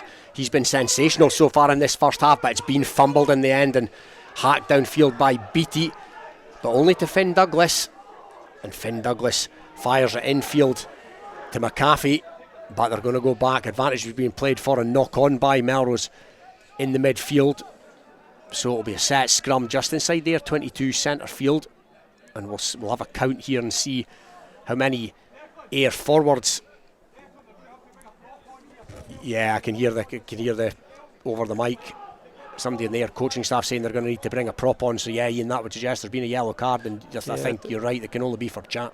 I didn't see anything, but it looks like Rory Sace is coming on, so they'll obviously have to drop somebody from somewhere else. It looks like it's the winger. It's either McGowan or Craig, I think. Is it McGowan? McGowan coming to the sidelines. Sace has indeed come on. Man on the top of his game at the moment, Rory Sace. Wonderful offload in the lead up to a trial last week at Goldenacre when he came off the bench. So we'll see how this scrum goes. Ayr have elected to keep the scrum at 8 players, and it's a winger who has come to the touchline, given that a prop has been yellow carded as we approach half time. Melrose 14, Ayr 14. Fergus Johnson, who's in an interesting half, he'll feed this scrum, and once again it's going to have to be reset, and we're running out of filler here, Iain. Yeah, I think we stop talking about scrums because it doesn't seem to be making any difference. Not that it would do from up here in the commentary box, but yeah, I'm struggling to understand. Does the referee need to get a grip on this? I think so. I'd like to think that at least one of his ARs is going to have a wee chat with him. But again, it's something they've had downtime to talk about, and I'm just seeing the same thing time and time again, and I'm not seeing it being improving in any way, shape or form. And a free kick's been awarded to Melrose, and the ball's been thrown away by an Ayr player as well behind the back of the referee. So that should now be a penalty because we've already had a free kick for that. So again, we've got an opportunity here that Melrose could be kicking 3 points to go 17-14 up just on the half-time whistle, and frustration. That should be a penalty. Yeah, frustration very much creeping into the Ayr camp here. So it's a free kick right in the Ayr 22. Dobie's hit hard by 3 Ayr forwards, but he set it back here to Crawford. Crawford goes to Robinson, the young prop who's come on. He's tackled by Sweeney. Crawford again to Runciman, the ever willing captain. He's lost a metre though there, Runciman, but in fairness he was tackled by 3 Ayr players. Frostwick Goes to Ben McLean. Ben McLean again hit hard and he's lost the ball there. It's been picked up by Bloodworth. Now Bloodworth thought about the Fijian style offload, thinks better of it and takes it to deck just outside there, 22. So Johnson, that's a decent carry by one of the AYR forwards, and they've got numbers on this near side. Well, the Melrose defence have got across. Bear in mind that AYR down to 14 players here as we approach halfway rather, and that was Sweeney with another carry. They've made 10 metres or so AYR just with pure bludgeon, but they've had enough and Johnson's going to send it. A couple of Melrose players thought about getting hands to that. Rolly Brett's underneath this, he's taking it well, Brett, and he goes to arguably Melrose's best player the first half, that's Goldsborough, and he's right up the middle of the park once again. Goldsborough, brilliant tackle by Bobby Beattie, but they've got Melrose numbers on the far side and it's gone to Mulcahy. Mulcahy was almost in over on that far side, but he's been dragged to the deck, so Melrose knock on by Mulcahy. Finn Douglas less than happy with that decision, but once again Iain, Corey Goldsborough, as the half-time whistle gone? Yeah, it has gone.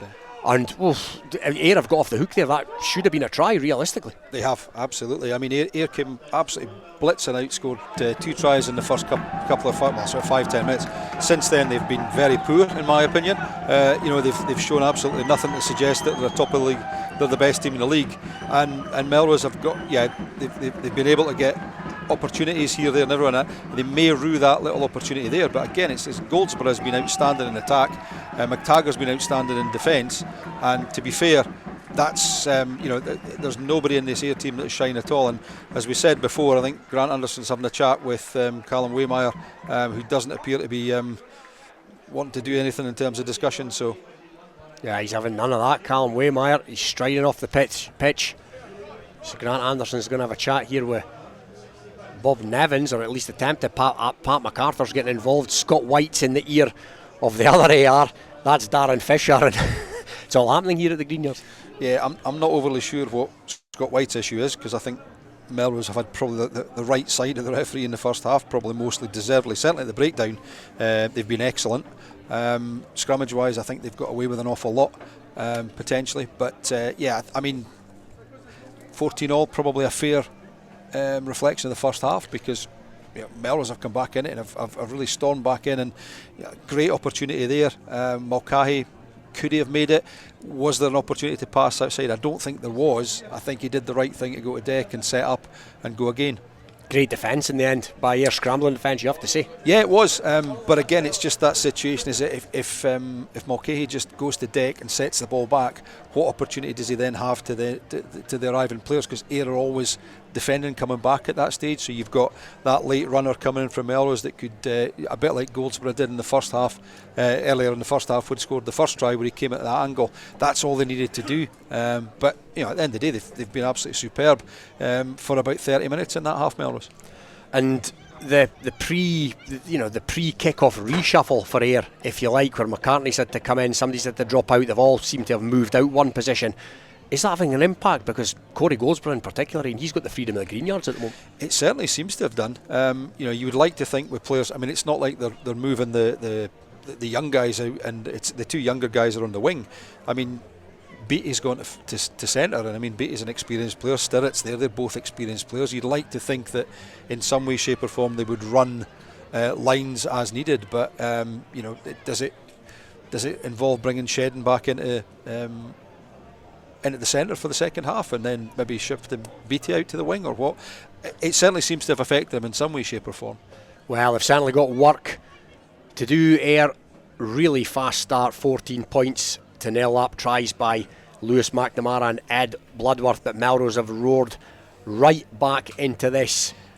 Try by Rory McCarthy, try by Corey Goldsborough, who has been absolutely sensational. It is half time here at the Greenyards. Melrose 14, AYR 14. Thank you to Iain and Robin down at the Greenyards. We'll have some half times for you next. This is Rugby Radio. Rugby Radio. If you're hearing this, then so could your customers. To advertise on Rugby Radio's 2 Saturday shows and also the Scottish Club Rugby podcast, get in touch via our website at rugbyradio.co.uk. Advertising and sponsorship packages are available for the whole season or on a monthly basis. Help support what we do to promote club rugby in Scotland using our contact page at rugbyradio.co.uk. Based in Gala Shields but covering the whole region and beyond, Borders Mortgage Hub is your one-stop shop for all things mortgage related in the Borders. Visit us at bordersmortgagehub.com or call us on 01896 807 008. That's 01896 807 008. Borders Mortgage Hub. Mortgages for the Borders in the Borders. Borders Mortgage Hub. This is Rugby Radio. Rugby Radio. Let's have a look at some of the half times. We can actually go to Braidholme at the moment. GHA against Kelso, and Neil Hinnigan's there. Here at Braidholme, it's GHA 24, Kelso 15. GHA have enjoyed a lot of possession in the first half. They've been fairly accurate in the red zone, converting 3 tries and a penalty, which give them with all 3 conversions to give them the 24 points. Kelso have hung into the game and they will be disappointed with some inaccuracies, but a good try early on by Bruce McNeil, and one which was a special try finished off by William Toodey after some good collaboration with the forwards, involving some nice offloading, allowed William Toodey to get in the corner for Kelso, which is probably the highlight of the half for them. 24-15, there's still a chance here for Kelso. GHA will feel like they're in the driving seat, and they certainly look favourites for going 3 from 3 here. Hugh Brown is at Megatland Boroughmuir against Musselburgh, half-time there. We've had 7 tries here in the first 40 minutes, 5 of them for Boroughmuir. Josh Chapman opened the scoring in 3 minutes when he broke through the Musselburgh defence to pop the ball down just right of the sticks. A clever kick forward towards the left corner, and George Stevens outpaced his rivals to score Muir's second try and duly converted 2 on 7 minutes. Next was a pushover try from scrum 5 metres out, scored by Duncan McKinstry, making his 50th appearance for the home side. But to their credit, Musselburgh pushed forward and on 20 minutes got points on the board through a try under the post by Harry Meadows. Muir claimed the bonus point though before the half hour, with McKinstry doubling his personal try tally, and he made it 3 for the afternoon in 35 minutes. But then on the whistle, Musselburgh got a second score. That was claimed by Robert Stott. So at half-time here at Megaland, it's Boroughmuir 33, Musselburgh 14. Let's go to Netherdale. A lot of happenings down there. Ewan Welsh. That's half-time here at Netherdale, and as many would have predicted, it's the visitors Stirling County who have took their game by the scruff of the neck and really gave Gala a hard time of it in the opening 40. It only took 80 seconds for Stirling to get on the scoreboard as a lightning start, and a line break put them right on the try line before prop Adam Wood carried over the line for the first converted try of the match. Stirling weren't hanging around, and on the 4-minute mark another line break and strong supporting runners gave Stirling a 3-on-2 situation, with scrum half Sean Kennedy taking the final pass and cantering in for a 14-0 lead. Gala soon woke up and started to get a feel for the game, and when Oisin Baird hit a gap following a Stirling clearance, Captain Craig Keddy was in support to receive the pass that sent him over to get a score back. One of the Stirling's tools was their dominant driving line out, which was a key component in their third try before Dan Caserly stormed his way over, executing an indefensible line. The Stirling try bonus point was confirmed shortly after, as Sean Kennedy grabbed another try, and the relentlessness continued from the restart, with fullback Henry Armstrong grabbing a try. Sean Gall had another converted score in 35 minutes before he saw yellow for a high tackle just a minute later. With the last play of the opening 40, Stirling scored their 7th and final try of the first half as Liam Carroll crashed his way over and Iain Cunningham struck his 6th conversion. An impressively dominant display from the visitors here at Netherdale. It's Gala 7, Stirling County 47.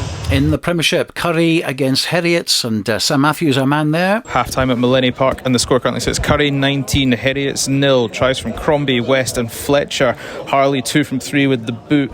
It's been all action for Currie, and to be honest, they could have had more. They were held up twice over the Heriot's try line, but not only that, they've kept Heriot's out successfully. A last second interception try from Harley when the ball was going out wide, and he almost went clean back the other way, but the Heriot's defence managed to stop him around the halfway line. So Currie, Mark Cairns and Ben Cairns both shouting their instructions throughout the half here to make sure the team knows what they're doing, but you can see they've come with a real intent today, and they know a big victory can set their stall out from the men from Millennium Park to have a strong season. But at the half it ends Currie 19, Heriot's 0. Board League match and a Premiership double header at Mansfield Park today between Hawick and Selkirk. Waiting for us there, Andrew Fleming. Half time here at Mansfield Park, and it's Hawick who hold a 10-point cushion in this feisty border derby. It was Selkirk who enjoyed the early pressure, but some strong defensive work from Hawick kept them at bay. The opening try came for the way of the host with 10 minutes on the clock, when from an attacking line-out, hooker Fraser Rennick showed great footwork to evade tacklers before finding his way over the whitewash, with a conversion from Kyle Brunton unsuccessful.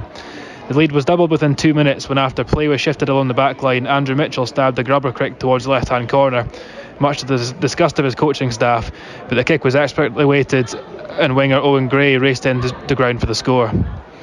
With Hawick starting to win the battle up front and the collisions in midfield, Selkirk needed a response, but a squint line out from Corey Tate 5 metres from the Hawick line, followed by a further penalty from Clementson being kicked dead, certainly didn't help their cause.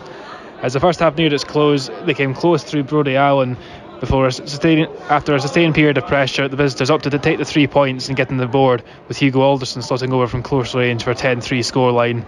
Kyle Brunton responded on the brink of half-time with a penalty of his own, bringing the half-time score to Hawick 13, Selkirk 3. So the Premiership, it's Currie 19, Heriot's 0, GHA 24, Kelso 15, Hawick 13, Selkirk 3, Melrose 14, Ayr 14, back there very, very shortly. Watsonians 10, Glasgow Hawks 5 in that one. In National 1, Boroughmuir 33, Musselburgh 14, Gala 7, Stirling County 47, although they've got another trying out now, 52-7, Mar 28, Gordonians 12, and in National 2 in half-time, Falkirk 27, Highland 21, GHK 3, Newton Stewart 8, Howe Fife 24, Peebles 13, and the latest we have is Kirkcaldy 29, Berwick 7 at Beveridge Park. Let's return to the Green Yards. It's all set up for an interesting second half. Certainly is, Stuart. Second half has started. Melrose kicked off.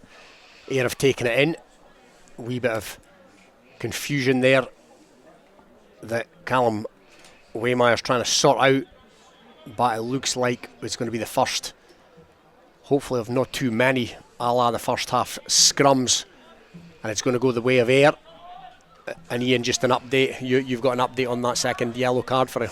Yeah, apparently it was for a swinging arm at the breakdown. And also in terms of the scrums, what we're hearing at half time is that it's Ayr who are not binding high enough, and therefore they're getting that shove on apparently illegally.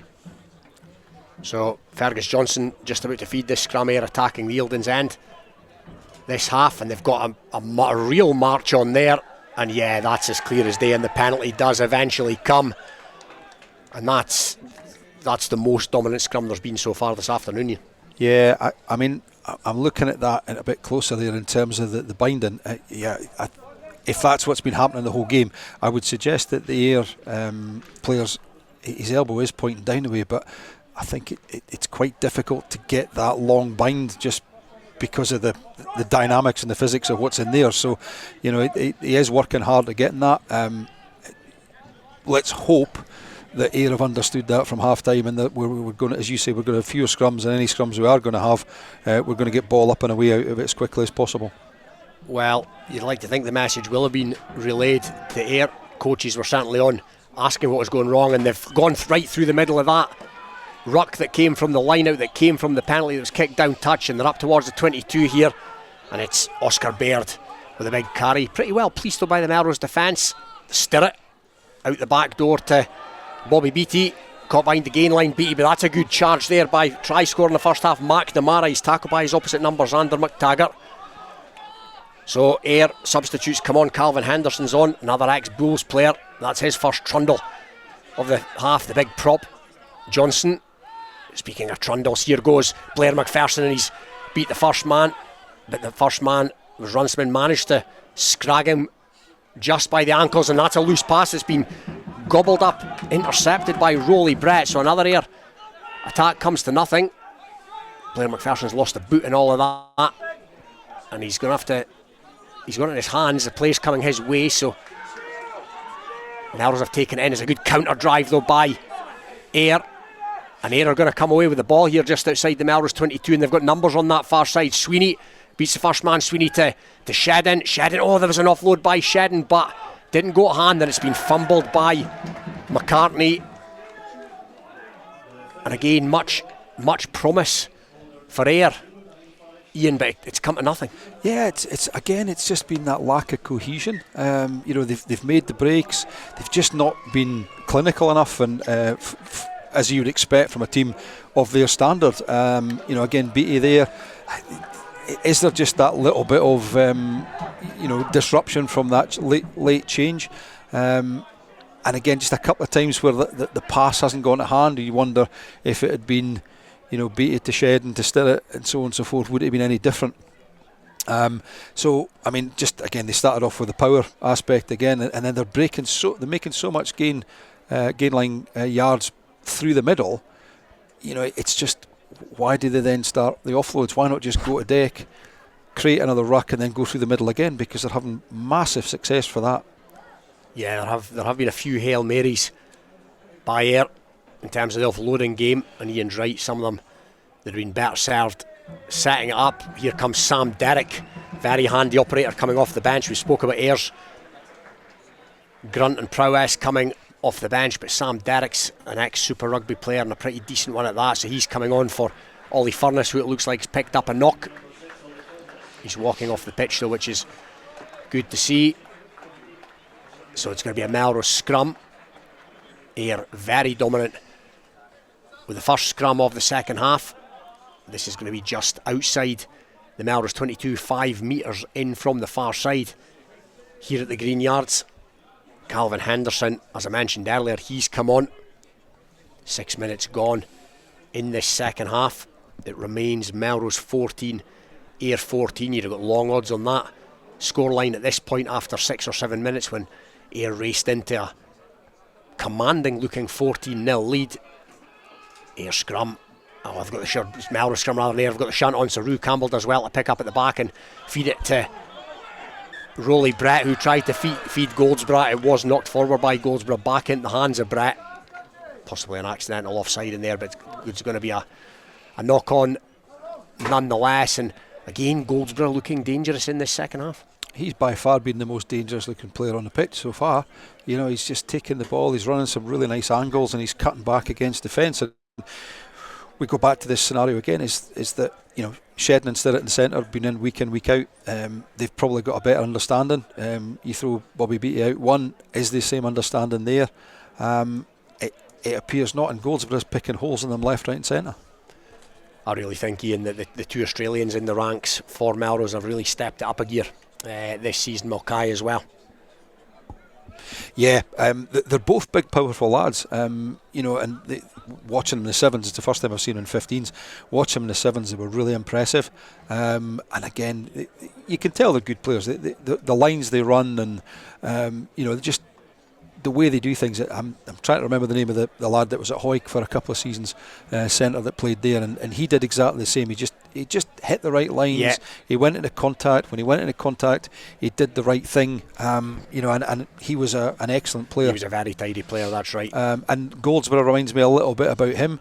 Maybe not quite so workmanlike, a bit more pace, a bit more flair, but just doing the right things, being in the right places, and identifying gaps when there's an opportunity, and he takes it on from there. Yeah, and he's got two playmakers inside him today of the quality of Frostwick and Rolly Brett. Rolly Brett in the 12 jersey this afternoon as we await this scrum, because there's running repairs this time to Lewis McNamara, the big AYR flanker. McNamara looks like he's going to be okay to continue. The benefit of Tim Brown on the bench, no less, though, if McNamara had to go off. Yeah, I think we talked about this the other day when we were speaking to each other, is that, you know, you have McNamara on the bench and Brown starts. Right, okay, following week you have McNamara starting and Brown on the bench. Is there a difference? Not really.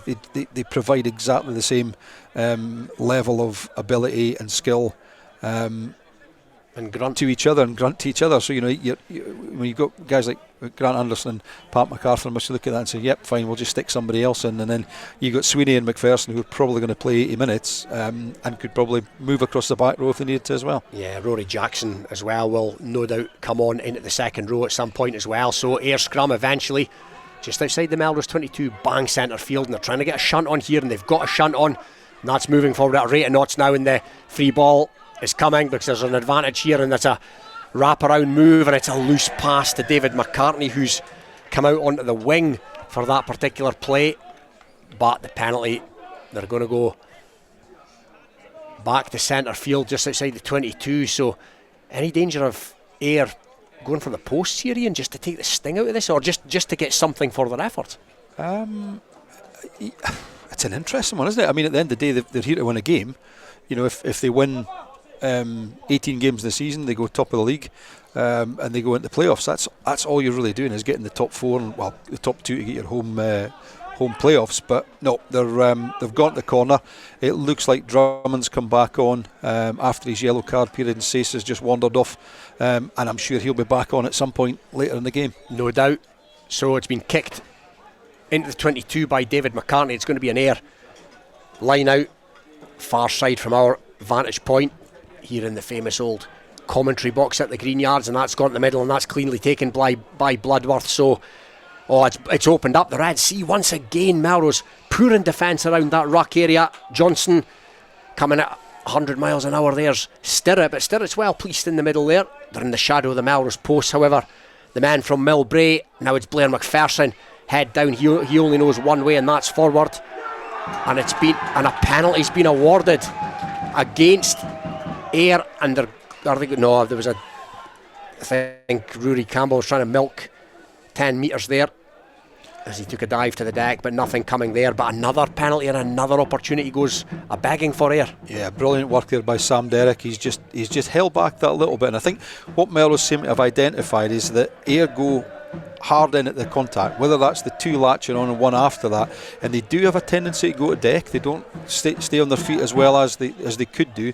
Maybe that's because there's not a Melrose player there to make contact, and then all that's happening is the Sam Derrick, Xander McTaggart's, and I think there's been a couple others in the first half, Dobie as well. They're just coming in and getting hands on ball. They've done a really good job of that to stop that. It looks like Jackson's on as well. Yeah, Rory Jackson is on in the number 23 jersey for Ayr.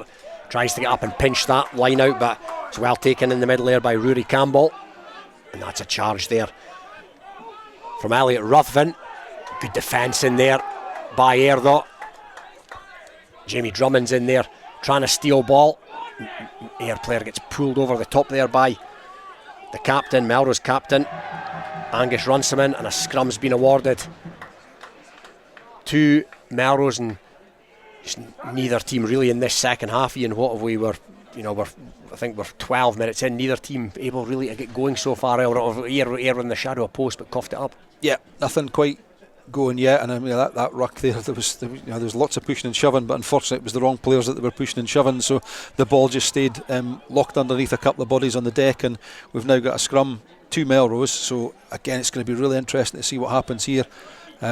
Because Ayr have really come out second half and put a bit of the heat on Melrose at the scrum. So they'll be looking to do the same again here to try and buy a penalty as they're down in the Melrose 22. And there's going to be no less ballast coming through with the introduction of Rory Jackson, that's for sure, into the Ayr second row. What a luxury it must be for these Ayr props in the hooker to have the bulk of the likes of Bloodworth, the likes of Baird, the likes of Jackson coming through, and of course behind that you've got Blair MacPherson, McNamara and Sweeney as it stands at the moment. We await Tim Brown's introduction. 14 points apiece still here at the Green Yards. Melrose very much in this game after their slow start, in which Ayr raced into a 14-0 lead, as we await this reset scrum for the 437th time this afternoon it seems. And again moving forward, it's been one against the head, old school there by Ayr, and they're trundling this forward. Melrose managed to make a wee bit of a mess of it, and Shedden's bounced off the first man, he's bounced off the second man. Goldsborough's got back, and Scragdon, decent defensive effort there by the Aussie. His partner in crime Mulcahy was in cahoots as well. Now it's MacPherson, so Ayr just starting to flex their muscles here a wee bit. 14 minutes into this second half. Sweeney, there's a big collision in there, they're backing up over the 22. That was a decent carry there by Shedden, we know what he's all about. McGowan, Frostwick's over that. Is Frostwick going to steal it? No. Stirrat back into the heavy traffic, he's tackled by Dobie. Bardelli tried to go through the middle, as many of their forwards have done so far this afternoon. The slight figure of Bardelli, but he was clattered hard. He's knocked it on, and Ayr again, Iain just coughing it up, or will they be happy enough to knock it on, such as the dominance of the scrum? I don't think they'll be happy enough to on, they'll be comforted by the. I think they just they just don't seem to be able to get that second and third phase attack going. Their first phase is really good. They might make a break down the middle, but then they just don't seem to be able to get any continuity with second and third phase. Looks like Tim Brown's now come on for McNamara. Yeah. So Tim Brown, as good a back row sub, I would imagine, as you'll find anywhere in the league here today. Such is AYR strength and depth. But it's a Melrose scrum just outside their own 22, 15 metres in from the stand side, 14 apiece here at the green yards. Melrose going to try and get rid of this one quickly. Rue Campbell fires it out to Rolly Brett. Brett's tackled by Beattie. Back on the Melrose side, Dobie. Been busy this afternoon, some of the Melrose contingent crying for a high tackle there, but looked okay from this vantage point. And again it's Crawford. He's going to send it high into the sky once again, and Bardelli's under that. He's got time, Bardelli, and he's taken it well. Campbell's in attendance and he scragged him by the shirt and dragged him down. Good kick chase by Melrose, but AYR have got it back. Melrose got a man down at the moment. That looks like Brett, so AYR playing with a man advantage, and that's the first carry from the huge figure of Rory Jackson, who's come on outstanding here in Melrose Sevens, no less. Oh, and that's good hassling by Doug Crawford and his opposite number at the back of that ruck, and the kick was a mess by Johnson. And AYR are in reverse here, halfway between their own 22 and 10 metre line, so they're going to have to go again. But that's a good carry there, first carry by Tim Brown. It took Dobie to stop him. On again. He's been played at the back there, Crawford. No, he's been played at the back there. The scrum half from AYR, that's Johnson by Crawford, and he's fumbled it now. Talk us through that one, Iain. Was the ball out? Was that legal, illegal? What he's allowed to play on there is AYR have tried to set up the Caterpillar ruck, and the last player's not been bound, so you have to be bound between shoulder. You have to have a shoulder on, and that's basically what's happened. So 2 times in the trot there, it looks like the last AYR player in the back of that Caterpillar is not fully bound, and Doug Crawford's gone in and taken that. And whether it's right or wrong, that's certainly what he's given, and both of them are looking at that. Interesting enough. We talked about this just before half time. There's been a change in the AYR back line. McCartney's gone to full back, Bardelli's come on the wing, and they've got Beattie, Shedden and Stuart in the centre, so probably closer to the original lineup that they were going for.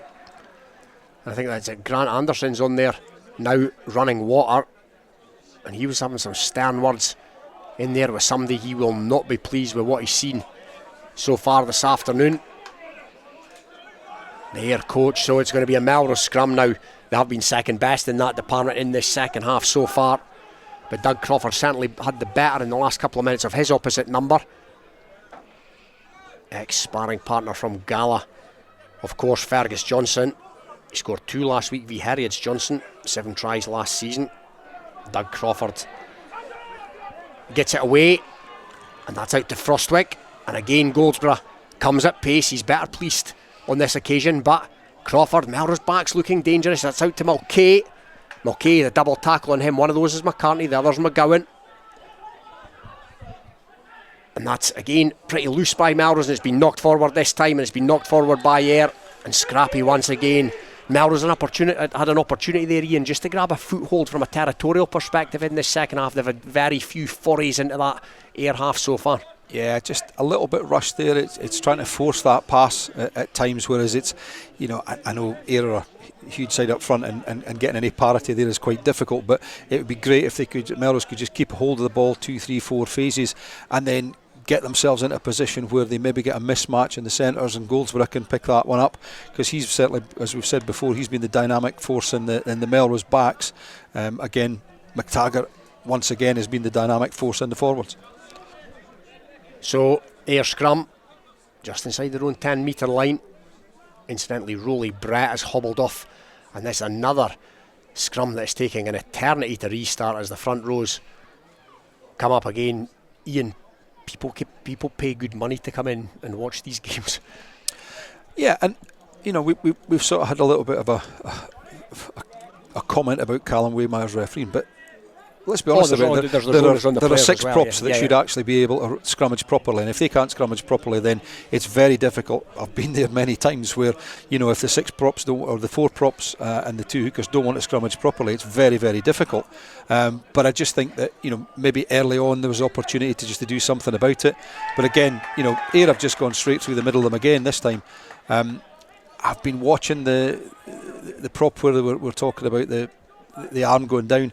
It's very difficult because, you know, Robinson's arm's going over the top, which is where it should be, and then Drummond's arm, it's very difficult for him to do anything else. The problem is that even if his arm's facing down the way, it's not a problem, but there's a couple of times where he's just sort of dropped that arm a little bit further and moved in on that arm, which gets him to drive in on the angle, and I think hopefully that's what he's been picking up, not just about that arm being down. Well, AYR certainly uber dominant at scrum time in this second half in particular. They've kicked the penalty down the touchline, so it's going to be a line out. It's thrown in that time by Rodri Tanner and taken, and here comes Tim Brown, but Tim Brown fires it on to Stirrat. Now that looked high on Stirrat by Frostwick, but they're playing on nonetheless, and they're rampaging round the corner now there forwards, and now it's Beattie, and Beattie has got Shedden, and Shedden's offloaded it beautifully to McGowan. They're 10 metres short again. That looks semi-high on McGowan. Fergus Johnson now goes to Tanner, took it off the bootstraps, and that's a good carry by the prop. Johnson again goes to Jackson, and Jackson, he's chopped tackled pretty well. Look, Ben McLean was in there, and he looks like he's come off second best, and they're through the middle again. Once again, they're up towards the line, over the line, and under the posts. Ryan Sweeney it was who swarmed through the middle. The offload to Fergus Johnson, and Fergus Johnson dots it down, and eventually, Iain, it's clicked. Yeah, even then though, they've got success in the area that they've had success most of the game, which is through the middle. What they didn't get was they didn't get the opportunity there where there was 2 or 3 phases of play, and you think, you know, Shedden's got that outside break. He was the 2 defenders were pretty well marshalled outside. 2 attackers were pretty well marshalled outside him. So they've had to resort back to going through the middle, which has been successful. And this time, Fergus Johnson was on hand to take the offload from Tim Sweeney and stick him down just right on the post, which gives McCartney a fairly easy kick. So it should go 21-14. 21-14 it is to AYR, and eventually they broke down the Melrose door. Good intervention there by Jamie Shedden. That's what he brings to the party. Melrose now AYR rather with 3 tries to their name, so approaching bonus point territory as well. But it's been a good rearguard action here by Melrose, and they've given as good as they got from attacking sense, in an attacking sense for much of this game as well. Frostwick to kick it off, and that's gone deep. It's been taken in by McGowan. McGowan comes back in field, takes it to deck. MacPherson again through the Melrose challengers there. MacPherson before he went to ground, just starting to win the collisions now. AYR, some might say as you'd expect, given the size disparity certainly between the 2 packs of forwards, and it was a box kick. It's been taken in there a little too far from an AYR perspective. It's into the Melrose half, but Melrose have possession. Crawford to McTaggart. McTaggart's there with Robinson. Set up there for Melrose. Doug Crawford shaping to kick this once again. Dobie makes the caterpillar, gets his shoulder to the wheel, and again it goes into the sky, and that's been taken well by McGowan. He's not the tallest man on the park by any stretch of the imagination, but he did well there with Mulcahy bearing down on him. Done a lot of that this afternoon. It's been a good kick chase game by Melrose, as it was in the first day of the season here against Heriot. They very much won that battle on that occasion, and it's another box kick, this time by Johnson at AYR, and there's Melrose players under it. One of them was Mulcahy, and he's knocked it on, and it's bounced up into the arms of Jamie Drummond, the prop. And Drummond takes it to deck just inside the Melrose half. Are they going to go quickly here? Beattie to Stirrat to Shedden. Shedden's got a job on here, out the back door it goes. Now it's Bardelli, and Bardelli's quick, and he's kicked it forward, Bardelli, but that's good covering work by Doug Crawford, and Doug Crawford thinks there'll be space there vacated by Bardelli, but brilliant defensive cover work by McCartney, and McCartney kicks it high, and that's going to drop just in front of McAfee, but McAfee's done well there, and there's a referee's arm out there. Rudy Campbell Dummies Fijian style, takes it forward, rolls another metre. Doug Crawford again to Robinson. Robinson tackled on the gain line by his opposite number, Rodri Tanner. So, there's a late hit on there as Doug Crawford passed it, and a penalty is going to be awarded to Melrose inside their own half. Iain, we're 25 minutes into this second half here at the Green Yards. Melrose 14, AYR 21. Currie 24, Heriot 7 is the latest score. Rory Brogan getting one back for Heriot's, but a bonus point in the bag for Currie. Gregor Christie getting their fourth try. GHA 31, Kelso 20 is a latest score. It's Hawick 13, Selkirk 3. Melrose, as we've heard, 14, AYR 21. Watsonians 10, Glasgow Hawks 8 in the Premiership. National 1, Bigger 31, Jed Forest 25. It's Boroughmuir 43, Musselburgh 28. Gala 7, Stirling County 52. No play happening at Netherdale at the moment due to a serious injury, so they'll be back in play later on. Still no word from Glasgow Accies against Edinburgh Accies. That's going to be a key match, first against second. We'll try and get something for you from there. Mar 56, Gordonians 33, and that's the latest score in National 1. In National 2, Falkirk 27, Highland 21. GHK 11, Newton Stewart 8, Howard 5 43, Peebles 18, Kirkcaldy 43, Berwick 14, and the latest we have at Inverleith, Stumel 27, Dundee 7. Let's return to the Green Yards. And you return to us where Melrose have a line out just inside their half. They kick the penalty to touch, and this is the resulting line out. Ben McLean, and again Bloodworth has got up at that, not for the first time this afternoon. That's great line out work by the Talisman, and they've kicked into open prairie here. Good kick, smart play there by Fergus Johnson. Finn Douglas is going to have to go back, and he goes back to McAfee, and McAfee goes back to and that's good footwork there by Douglas, but he's been tackled by Jackson, the substitute. So Melrose in possession, but back now inside their own 22. Previously a decent, semi-decent attacking platform from which to work, but wonderful line out defensive work by Ed Bloodworth in there. Doug Crawford again shapes the kick, and we know what's coming here. The left foot of Crawford. Bloodworth thought about racing through, and that's gone high into the sky, and Johnson's underneath it. He does well, Johnson. He's hit hard by Finn Douglas, but he's going to regurgitate the ball for his AYR teammates. McGowan, who is a regular scrum half, he comes in to play scrum half, and he goes to Blair MacPherson. Rue Campbell thinks about jackling it. McGowan plays scrum half again, this time to Stirling, to the bludgeon that is Shedden, and a penalty once again has been awarded against Melrose. It's almost a mirror image of the first half, Iain. They've got on the wrong side of the referee. Is it a case of Melrose have got on the wrong side of the referee, or have AYR got on the right side of the referee in this second half? Not so much getting on the right side and the wrong side, but I mean, you know, it's just silly little penalties there. You know, don't give it away in that place there, because I'm absolutely honest. I mean, AYR forwards wise, they're great. You know, they've scrummaged really well. Lineouts have been really good. But again, in that situation there, you know, there was nobody actually getting back into position. They didn't have a back line to run any moves from, and it just seemed to be, you know, guys just wandering about. You know, at the end of the day, they're athletes, and they'll be training hard week in, week out, but they don't look as if they're in a hurry to get back into position on a regular basis. And you know, there's been 2 or 3 times where they've had a couple of phases of good play where you know, Bloodworth or MacPherson or Sweeney's taken it up and made a little bit of gain line, where you then the defence is then backpedaling really quickly. So at that point, you want that quick ball to get it spun out, and then use runners like Stirling and Shedden and potentially McCartney coming from fullback to make those bursts through the gain line, and it's just not happening. Again, it might not be their game plan, so you know, what are we to talk about it? But it just doesn't seem to be that it's flowing as the way you would like to see it flowing. Penalty's been kicked to the touchline by AYR. We're waiting on this line out. There's running repairs to another Melrose player. Is that Rory Campbell? I think it is Rory Campbell, and he looks like his race is run, because and if that is the case, that's unfortunate for Melrose. He's been pretty impressive this afternoon. Melrose emptying the bench now. Here comes Tam Brown for his first team appearance of the season. Logan Kirk's on as well.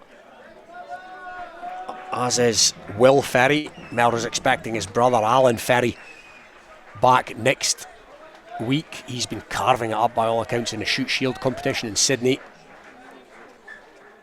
So that'll be a fillip when he arrives back in the country next week. Tanner it will be to throw in. Plenty of line-out options for Ayr, the likes of Jackson, the likes of Bloodworth, and it goes to Jackson at the front. That's as orthodox as you like. Tim Brown's in there, and they've trundled it round the corner here. They're making headway, thinking about the bonus point, but first of all, of course, there's a game to win. Melrose 14, Ayr 21, closer than many would have expected. It's at the back now. Johnson goes to Sweeney, and it's the latch that we spoke about earlier on, but that's good defence by Melrose. It's going to Stirrat now. Stirrat's run hard in this second half, and he's made ground there. Stirrat, they're into the 22 here and looking menacing, and that's a really good carry again there by Blair MacPherson. Johnson to Beattie. Beattie sees space, and Beattie's through the space. First up tackling for Melrose goes awry. Bobby Beattie dances right across the top of his man, touches down for the bonus point try, and Iain, we've got daylight. Yeah, and to me that's the first time that Ayr have actually showed any real ambition in the backs. You know, they've got quick ball. Blair MacPherson, as he always does, breaks the gain line, makes a bit of space, and then Bobby Beattie takes it on the run and he goes outside the Melrose player. I think it's Logan Kirk who. Yeah, he's got very little chance when you've got a standoff running at you, but you know that's the first time they've really got into that in behind the gain line and then got quick ball from it and used it in the backs. They've tended to keep things quite tight. I mean, the previous couple of plays there, you know, they had standoff in two centres, you know, within about 15 metres of the ruck itself, and you think it seems to be the game plan that they're trying to keep things tight, but actually, you know, when you've got Stirrat, you've got Shedden, you've got McCartney, you've got Bardelli. You know, these are the guys you want to be using, and they just don't seem to have done that as well as I would expect them to do. But you know, at the end of the day, they're now 28 points to 14. They've got their bonus point. Chances are they're going to win the game. You're absolutely right, Iain. Daylight here eventually, as far as Ayr concerned. It's Melrose 14, Ayr 28. Currie 24, Heriot's 19 now. 19 unanswered points for Heriot's. 2 Rory Brogan tries, and Daniel King just getting over at Millennium Park. So very, very close at the top at the moment. GHA 36, Kelso with a try bonus 27, Hawick 18, Selkirk 3, Andrew Mitchell getting a try for the Greens. Watsonian 17, Glasgow Hawks 8 in that Premiership match. It's 31-25 to Biggar against Jed Forest. Boroughmuir 43, Musselburgh 35, Gala 7, Stirling County 52. Play still not resumed. That's going to go on till after 5 o'clock. Mar 56, Gordonians 33, and then into National 2. It's Falkirk 27, Highland 21, GHK 11, Newton Stuart 8, Howify 43, Peebles 18, Kirkcaldy 43, Berwick 14, Mar now 70, Gordonians 33, so they've got the ton at Fullerton Park, and Stumel 27, Dundee 7. As I say, all happening around the grounds. Let's return to the Greenyards. Yeah, and you return as Ayr start to go through the gears here, and we've had the finest sight in rugby as well. Rampaging prop, fully 40-50 metres for Jamie Drummond, and that's taken Ayr into the position that they are in at the moment, which is just outside the Melrose 22, and they're going through the phases as well. And it's Jackson again. The latch is formed this time with Blair MacPherson. Goes to ground, Jackson, and it's Johnson to Bobby Beattie. The kick pass, that was not his best effort, and it was been gathered cleanly by McAfee, and McAfee's off and running for Melrose. Still life in Melrose yet. 34 minutes gone in this second half. The 14 points adrift, but there's still a game on here. Angus Runciman went route one when there was men outside him. They had numbers, and there's a penalty coming. It's a substitute, Calvin Henderson, holding in Doug Crawford there, and Doug Crawford's gone for the kick pass, and that's been bashed back by Shedden, and it's came back on the side of Melrose, but eventually it's gone forward, so they're going to go back for the penalty. But yeah, as I mentioned before, Iain, Ayr almost gone back to basics in this second half, or maybe since 10 minutes since second half they've really gone back to basics. The set piece has been really quite dominant, and they've just done things the way they tend to do things.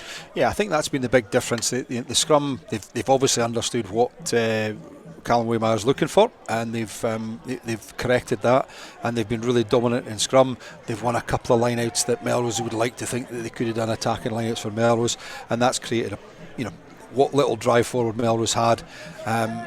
Again, another opportunity there is that it's just keep ball, but they're pushing it that a little bit. Bobby Beattie tries a crossfield kick that was never really on. They're getting success through the middle. They're not in any way, shape or form getting much success on the outside with the backs, but just keep doing what you're doing and go through the middle. But they've now given a penalty away on the 10-metre line. Unfortunately, that's another Melrose player down, injured. Could be, is it Ruthven, I think, possibly? I think it's Elliot Ruthven. Yeah, they've been in the wars a wee bit here today. Melrose, AYR have got a man down as well. That looks like, is that Beattie or Bardelli? No, it's Beattie. They won't want to lose him, but no, he looks like he's going to be okay to continue. The ex-Scotland Sevens man, Bobby Beattie. On again comes Ben McLean by the looks of things. We've got a bit of a break in play here as everything sorts itself out and the water carriers vacate the scene. One of which is Grant Anderson, as I mentioned before. He's having a chat with the skipper, Blair MacPherson, something they do on a regular basis, according to Grant, daily by the sounds of things. And I think I can remember refereeing Grant many years ago, and certainly he was a man of high standards, and I think going by comments made in certain online blogs and posts by a journalist from through that way, Matt Valance, he's sort of known as being very high standards, and I'm not overly sure he'll be very happy with the overall standard of what's the performance today. The fact is, though, that they're still going to get the win, and they can improve and they can improve and they can improve, and it just goes to show that bit of power that they've got is going to take them through in games that they maybe don't particularly click the way they would want to click.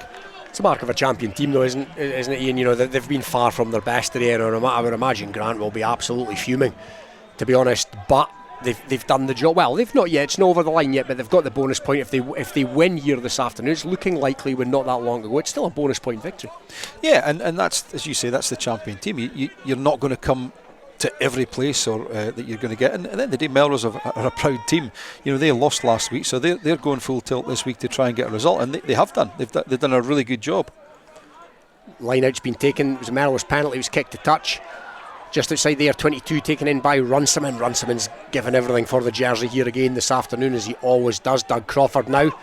That goes to Paddy Anderson, the substitute. He bounces off Blair MacPherson, but MacPherson gets him the second nibble. Frostwick to Goldsborough, outstanding this afternoon, Goldsborough, and that's gone to McAfee, one of the try scorers, and he's breached up into the 22, and they're out the back door there to Frostwick to Brown tackle. They've lost a wee bit of ground there, Melrose, but they're going to keep possession. Crawford to Dobie, a couple of big shots on there by Dobie, evaded the first one from Sweeney. That's no mean feat, and there's a penalty coming to AYR there for holding on. Melrose player got absolutely isolated, and their players are in there with the back slaps. I'll tell you, Andy Stirrett's having none of that from Runciman, and Runciman's having none back from Andy Stirrett, and there's a bit of pushing and shoving in there, and I think Stirrett was maybe I would reverse, and very simple, I would reverse that penalty. Stirrett has absolutely no need to be patting the Melrose player on the back there.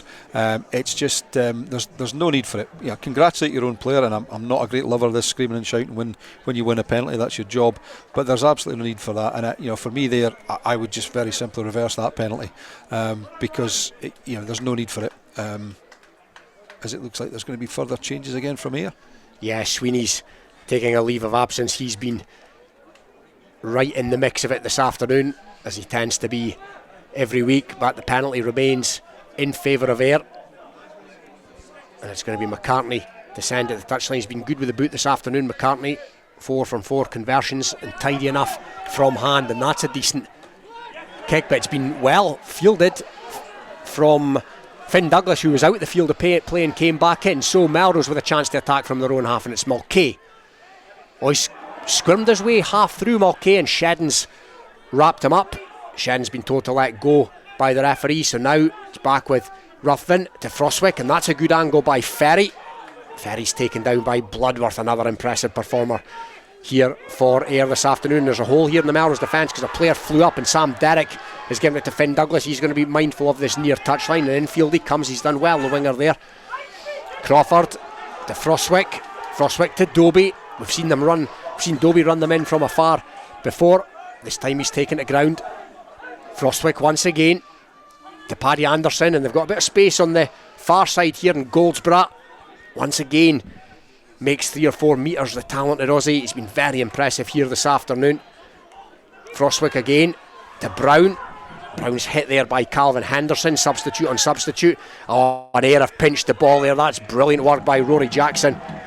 Oh no, but a penalty's been awarded to Melrose, and Doug Crawford tried to take it quickly, and he's going to be taken back to the mark. Now there's another Melrose player on the deck here. It's Dobie, but he looks like he's a bang on the sternum, Dobie, but he's up and he's going to run it off. So Frostwick is going to try and send this as close to the corner as he can. Rowan Frostwick on his first start here for Melrose this afternoon, and that's a decent effort by him. It's 12-15 metres from the try line, so by my watch 40 minutes are up in this second half. Melrose 14, Ayr 28. Melrose of course with a losing bonus on their mind, if nothing else. For that they will need a converted try. Some might say that will be just rewards for their efforts here this afternoon. And the line out goes to Sam Derrick at the front, and they're going to try and rumble it here. They're inching forward. Ayr have managed to halt it now, so Crawford's going to have to come in and take it. Crawford goes to Finn Douglas, who's come in off his wing round the side of that looking for work, and that's been fumbled in there, but okay, says the referee. So Paddy Anderson, the latest back to do a forward job. Now it's Xander McTaggart, another busy Melrose player here this afternoon. The 18-year-old stood up well against these bigger Ayr forwards. And here comes Derrick, ex-Super 6. He's renewing acquaintances with some of these Ayr players here today. Frostwick to Goldsborough now. Can Goldsborough get another try? Decent tackle around the ankles by McCartney. He's done well. The late call up. And Ayr have won that back, but no, it's been won back by Melrose. So Melrose still in possession inside there, 22, as they desperately seek a bonus point. Dobie, he's had a few carries in the second half. Dobie takes a couple of Ayr players to smash him backwards. Crawford again. This time to Ruthven, tries to employ the footwork. The big second row, back row playing in the second row today. And there's another back row again. It's McTaggart. McTaggart's run into Shedden. Not really what you want to be doing, but he's managed to present the ball back to Crawford. The clock's up here at the Green Yards. Frostwick tries to dance. He had Goldsborough on his inside. Crawford again. This time it's going to go. It's been tipped on there to the man they call Goose here at the Green Yards, Angus Runciman, and again it's opened up for the young flanker, tackled and held up over the line. That was McTaggart. Wonderful tackle there by Fergus Johnson. And as Fergus Johnson deprived Melrose of a bonus point, you have to say, Iain, that is wonderful defence. It certainly is. I mean, initial thoughts it was on the high side, but obviously not. I mean, it's a fair distance of where we are, and again, it's just one of these things. You look at McTaggart. If he just stepped back into Johnson and bumped him off, would that have been it? But it gave Fergus Johnson the opportunity to tackle him. Brilliant rugby, and to be fair, I think Melrose in the backs have won that part of the game today, because they've created gaps here, there and there. I think there's quite a bit of time to go actually, because there's been quite a number of injuries, and that's us just over 40 minutes on the running clock at the moment. So it's been dropped out from under the sticks by McCartney, and Melrose have got it back just outside the 22, and that's a loose pass, however. So he's had to go back for it. Has Dobie. He's gone to McAfee. McAfee now, there's space on the far side. That's Mulcahy. Again, he's beat the first man, Mulcahy. Very impressive. Another Aussie, very impressive in the Melrose ranks. Tam Brown hits it up and again runs through the first man. Wasn't the best of tackles on Brown, and it looks like there's a penalty coming. Paddy Anderson, and Anderson runs through McCartney. Good carry by the substitute. They're 10 metres or so short of the line here, Melrose. Tam Brown again. He's halted by Bloodworth. Second row on that occasion. Xander McTaggart almost scored a minute ago. Can Melrose get at least a bonus point from this one? Was there crossing there in the midfield? Referee says no, so on they go, and it's Finn Douglas with a pass. out to Derek, loitering with intent. That's gone to ground and it's been knocked on, but there was a penalty awarded to Melrose for offside, so back they come. Rowan Frostwick looking for the mark, asking the referee, where can I take it from? It's going to be 15 in from that far side. Now it's going to be a little bit more central on that as the Ayr defence sets the last thing Ayr what we'll want to do here this afternoon is let Melrose away with a bonus point. It's not in their nature, but Frostwick, it's going to be to kick it to touch in the corner, and that's a decent nudge by Frostwick. So 5 metre line out to Melrose. Is this the last chance to salvage something from a game in which they've been competitive against the champions? That is for sure. No lack of effort by the home side here. It'll be Logan Kirk to throw it in. Kirk, and it goes to Derek at the front. Kirk's round at the tiller. They've taken it. Oh, again, good defence by Ayr. And Blair MacPherson's come round there legally so they've had to take it to deck there, Melrose. That's not quite gone according to plan, and Ayr defensive prowess are going to come up with the ball. It's going to be a scrum. And Iain, again, that tells you everything you need to know about this champion team. They are giving up nothing without a fight. Yeah, definitely. I mean, Melrose had a great opportunity there, and Ayr just got that ball.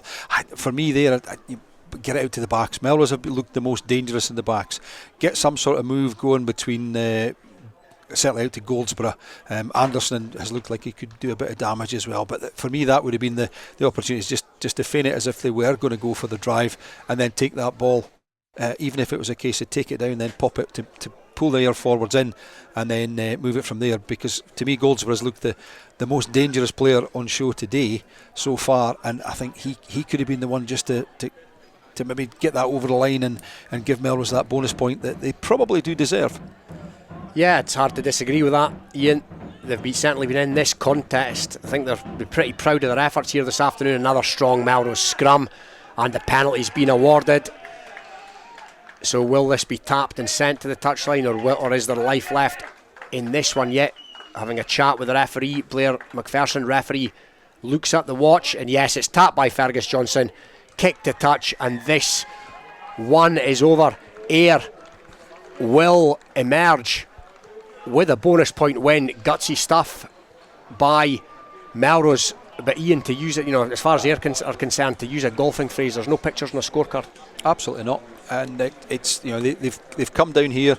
I think we discussed this when we were having a chat yesterday, is that they've gone 6-1 on the bench. It's finished up 6-0 on the bench because they've lost one of their players early on, lost Jack Craig in the warm up, and they've just basically gone for the power, and they didn't really show an awful lot in the backs. Disappointing from a viewing point of view, but I think they were just more powerful up front. Melrose, to their credit, they showed an awful lot of fight. Some really great performances in the forwards. We've talked about Xander McTaggart. Rue Campbell stood up really well. Runciman, as always, in the second row. Jack Dobie carried really, really hard. And as I say, in the backs, Goldsborough was outstanding. With him and Brett, looks like a really good centre partnership. But all in all, just that power has won it for Ayr in the end. And why not? If you've got that, you might as well flaunt it back to basics. Absolutely, and I think that's exactly what we said. Is that it's about taking that. It's a 2.5-3 hour drive on a bus, get down here, win, get 4 points, go back up the road, and then when Melrose go to Ayr later in the season, then at that stage they can sort of do what they want to do and maybe play slightly differently. And again, it's a pitch that probably suits Melrose more than it does Ayr, because it's the artificial pitch, and it's a bit faster. But yeah, they did everything that they needed to do. Maybe wasn't the most exciting of performances, but at the end of the day, it's not about being exciting. It's about getting 4 points and 5 points as they did today, and then moving on to next week, and then next week and the week after, and then when it comes to the playoffs at the end of the season, you've got 2 games to win. And again, doesn't matter if it's 5-3 or 5-0 or whatever it is. It's about winning and picking up the silverware, and that's what Ayr have done. Well, they've certainly picked up the points here this afternoon at the Greenyards. A dogged Melrose 14, but the champions Ayr 28. Well, exciting stuff at the Green Yards, exciting stuff elsewhere as well. Let's go to Millennium Park. Sam Matthews. And it ends 24 points to 19 to the home side. Heriot's dug their way back into it, but it ended actually on the Currie try line as well. They defended them all superbly, and the whole back line went in to make sure that that line out went straight back into touch. Currie get a well-deserved win, and they keep their 3 from 3. They have got the try bonus point as well, so a maximum 5 points for them, all successful. But the second half, it will take a lot of work. Mark Cairns spent a lot of his time shouting and instructing his players throughout that second half. There'll be a lot to take away for both sides. It went pretty straightforward for Currie in the first half. They actually nilled them at half-time, going in 19-0 up, tries from Crombie, West and Fletcher. They also managed to hold up Heriot's twice, including an intercept on the try line as well, where Harley nearly took it the distance. Second half, they got their bonus point that they needed and craved through Christie after a charge-down kick. A lot of clear rucking plays, and then Christie scampered over the line after they had got themselves within metres. Then it was the Heriot show. Brogan and Jessup, two players, really galvanised this Heriot side in the second half. Brogan getting 2 tries, Jessup converting twice. Then Daniel King got himself on the score sheet as well.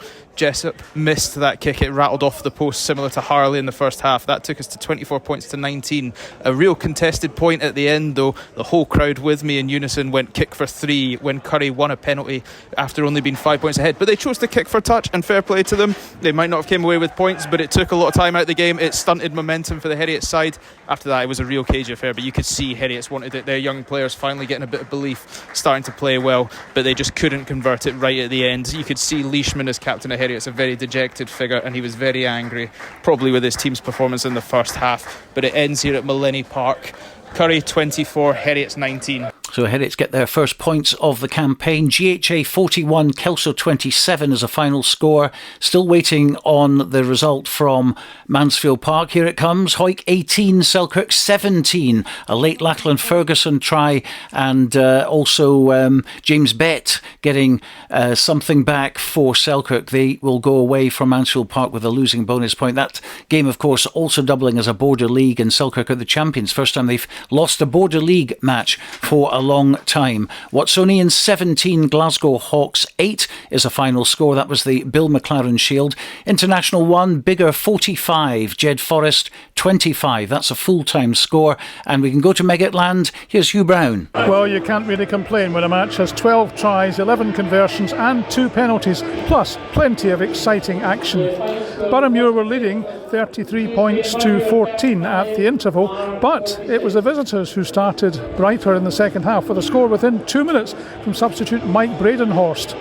An excellent Callum Gibson 5 points for the men from the Honest Toon reduced the gap to just 5 points. But Muir retaliated with a George Stevens try under the posts, and he stepped up to easily convert his own try. Lovely penalty from 30 metres out by fly half Stevens took it to 43-28. But Musselburgh never gave in and added another score from Harry Meadows. Boroughmuir, though, put 3 points on the scoreboard with a penalty from Murray Armstrong. And Musselburgh came within just 4 points with another strike by Bradenhorst 3 minutes from time. This was an absolutely cracking game, and here at Megatland it finished. Boroughmuir 46, Musselburgh 42. Also in National 1, the latest score from Netherdale is Gala 7, Stirling County 66. Still about 20 minutes to play in that one. There was a big break for an injury in that one. Glasgow Accies against Edinburgh Accies, still trying to get hold of some news on that one. We'll bring it to you shortly. How about this one? I think this is probably the one that will go down on record as the most points we've ever had in a match. Mar 70, Gordonians 40 in National 1. Extraordinary. National 2 is Falkirk 27, Highland 28. Highland getting up in the last minute to win that one. They were down 14-0 and 21-7, but Highland take the points there. GHK 18, Newton Stewart 13 is a final score. Another big scoring game at Duffus Park. Howify 43, Peebles 39, Kirkcaldy 43, Berwick 19, and we're waiting on the Stewmel result against Dundee. Last we heard it was Stewmel 32, Dundee 14. We can go back to the Green Yards now, and waiting for us there, Robin Purdie, who's with Blair MacPherson. Yeah, victorious skipper Blair MacPherson at that. Blair, you made a monumentally fast start. Your tails were up at that point. Did complacency creep in at all? Boys maybe just got a bit excited, nice day, artificial pitch. We're probably trying to play sevens when we're down here, and that's not our idea. We kind of forcing offloads, and Melrose were doing really well. They were getting on the ball and getting in behind us, so probably went away from what we'd normally look to do, and it probably affected us quite hardly in the first half. And did the pre-kick-off reshuffle in the back division, did that have an impact? Yeah, I think Bobby's the one that's been pulling the strings a lot at 10, and Calvin Henderson coming on at tight head. It probably just settled the mood and helped us get into our shape. It looked from here that discipline was potentially an issue only in the first half. Would that be fair, or were there some decisions in there that seemed contentious maybe? The same thing was happening to Melrose. You've just got to play what's in front of you and take the good with the bad. Well, you certainly looked like you worked that aspect of the game out in the second half, and it looked from here again that you reverted to basics in the second half. Yeah. The set piece really stepped up again. Yeah, I mean that's the foundation of our game. We always like to play off set piece. It gives us a platform to then implement that power game, and that's probably what went wrong in the first half. And you said to me just off air there, really, not our best performance, but dare I say 5 points in the bag, not your best performance. That's what champion teams do. Coming to Melrose and getting 5 points, it's not an easy thing to do. So despite maybe being upset with the way we played, and it's not the way we would have liked to do it, at least we came away with the result. And looking forward to next week, Currie at home. That's going to be some ding-dong, few work-ons this week. yeah, I think we'll just be trying to get back into that shape, and playing the game at our pace, not letting things get away from us. Good stuff. Well, we look forward to that one. We wish you the best for that, and I believe it's a social tonight, so enjoy your Yeah, it is, yeah. Thanks very much. Thanks, Blair. Cheers. Cheers. Just about to be joined by Angus Runciman, the Melrose skipper as well. AYR raced into a really fast start. Did you feel after 10 minutes, Angus, that you were staring down the barrel at that point? To be honest, we always knew that was going to be the case. AYR, good strong team, we knew how they were going to play, and it's always difficult to play them in the first 10, so we knew it was coming. The recovery must have been, you're the skipper. What did you say to rally the troops at that point? 'Cause it certainly worked. We lost an early 7 points, and as I say, it's first 5-10 minutes. The game's not lost in the first 5-10, so it was just to kind of forget it, treat it as 0-0, not to get too behind ourselves. But we fought back really well and just stuck to our systems and worked really well. And you could have you almost did go down the half-time tunnel in front. What was the message at half-time? You were very much in the game. I think more of the same. As we said, we always knew it was going to be tough coming out against AYR. They were drawn, they wouldn't be happy with that, so they were going to chuck everything in the kitchen sink at us. So we always knew the first points in the second half were probably quite critical as well, but it was stalemate for a long time, and AYR are very good at fighting a game out, and as I say, they did that. And I was just going to say, they seem to go back to basics in the second half. The set piece, the power game. Is there only so much you can do when they turn on, when they hit the power button? 100%. We gave our all. As I say, we didn't take our foot off the gas by any means, but they're all big men. All the forwards have probably got 10 kilos on us, so it becomes a bit of a fairly hard day tackling them all day. As I say, credit to them. They came out and did exactly what AYR do. They fought the game out. But from a skipper's point of view, you must be exceptionally proud of how the boys fronted up today. Absolutely. I know I was a wee bit worried going into the game given our performance last week, because it was unacceptable to say the least. And looking forward, Kelso away next week. I think we're covering that one as well. Nothing from today's game from a points perspective, Angus, but based on today's performance, I guess you head down there with a bit of confidence. Look, there's a lot of positives to take from that game. We did do really well, as I say, fronted up against a good team, and certainly we'll take a lot more from that game than we would have anticipated, but it's good. We need to just keep marching on, and as I say, it was a game we were never expected to win, really. So as I say, 0 points is a wee bit niggly. We could have done with 1 maybe, but a lot of positives, and the boys did well. Well, we'll look forward to seeing you next week at Kelso. Angus, thanks for your time as always. Brilliant. And we wish you well. Cheers. Thank you very much indeed to the boys down at the Green Yards. This is Rugby Radio. Rugby Radio with Stuart Cameron. Well, it's been a very busy day. We can give you the Premiership table as it stands after today. In first place, AYR, 15 points. Second, Watsonians, 14. Third, Currie, 14. Fourth, GHA, 14. That is some top four. In fifth place with 6 points, it's Melrose. Sixth, Kelso on 5. Seventh, Hawick on 5. In eighth position, Selkirk, who got that late losing bonus point. They're on 2. Glasgow Hawks have 1 point, and Heriots get off the mark with 1 point as well in 10th position.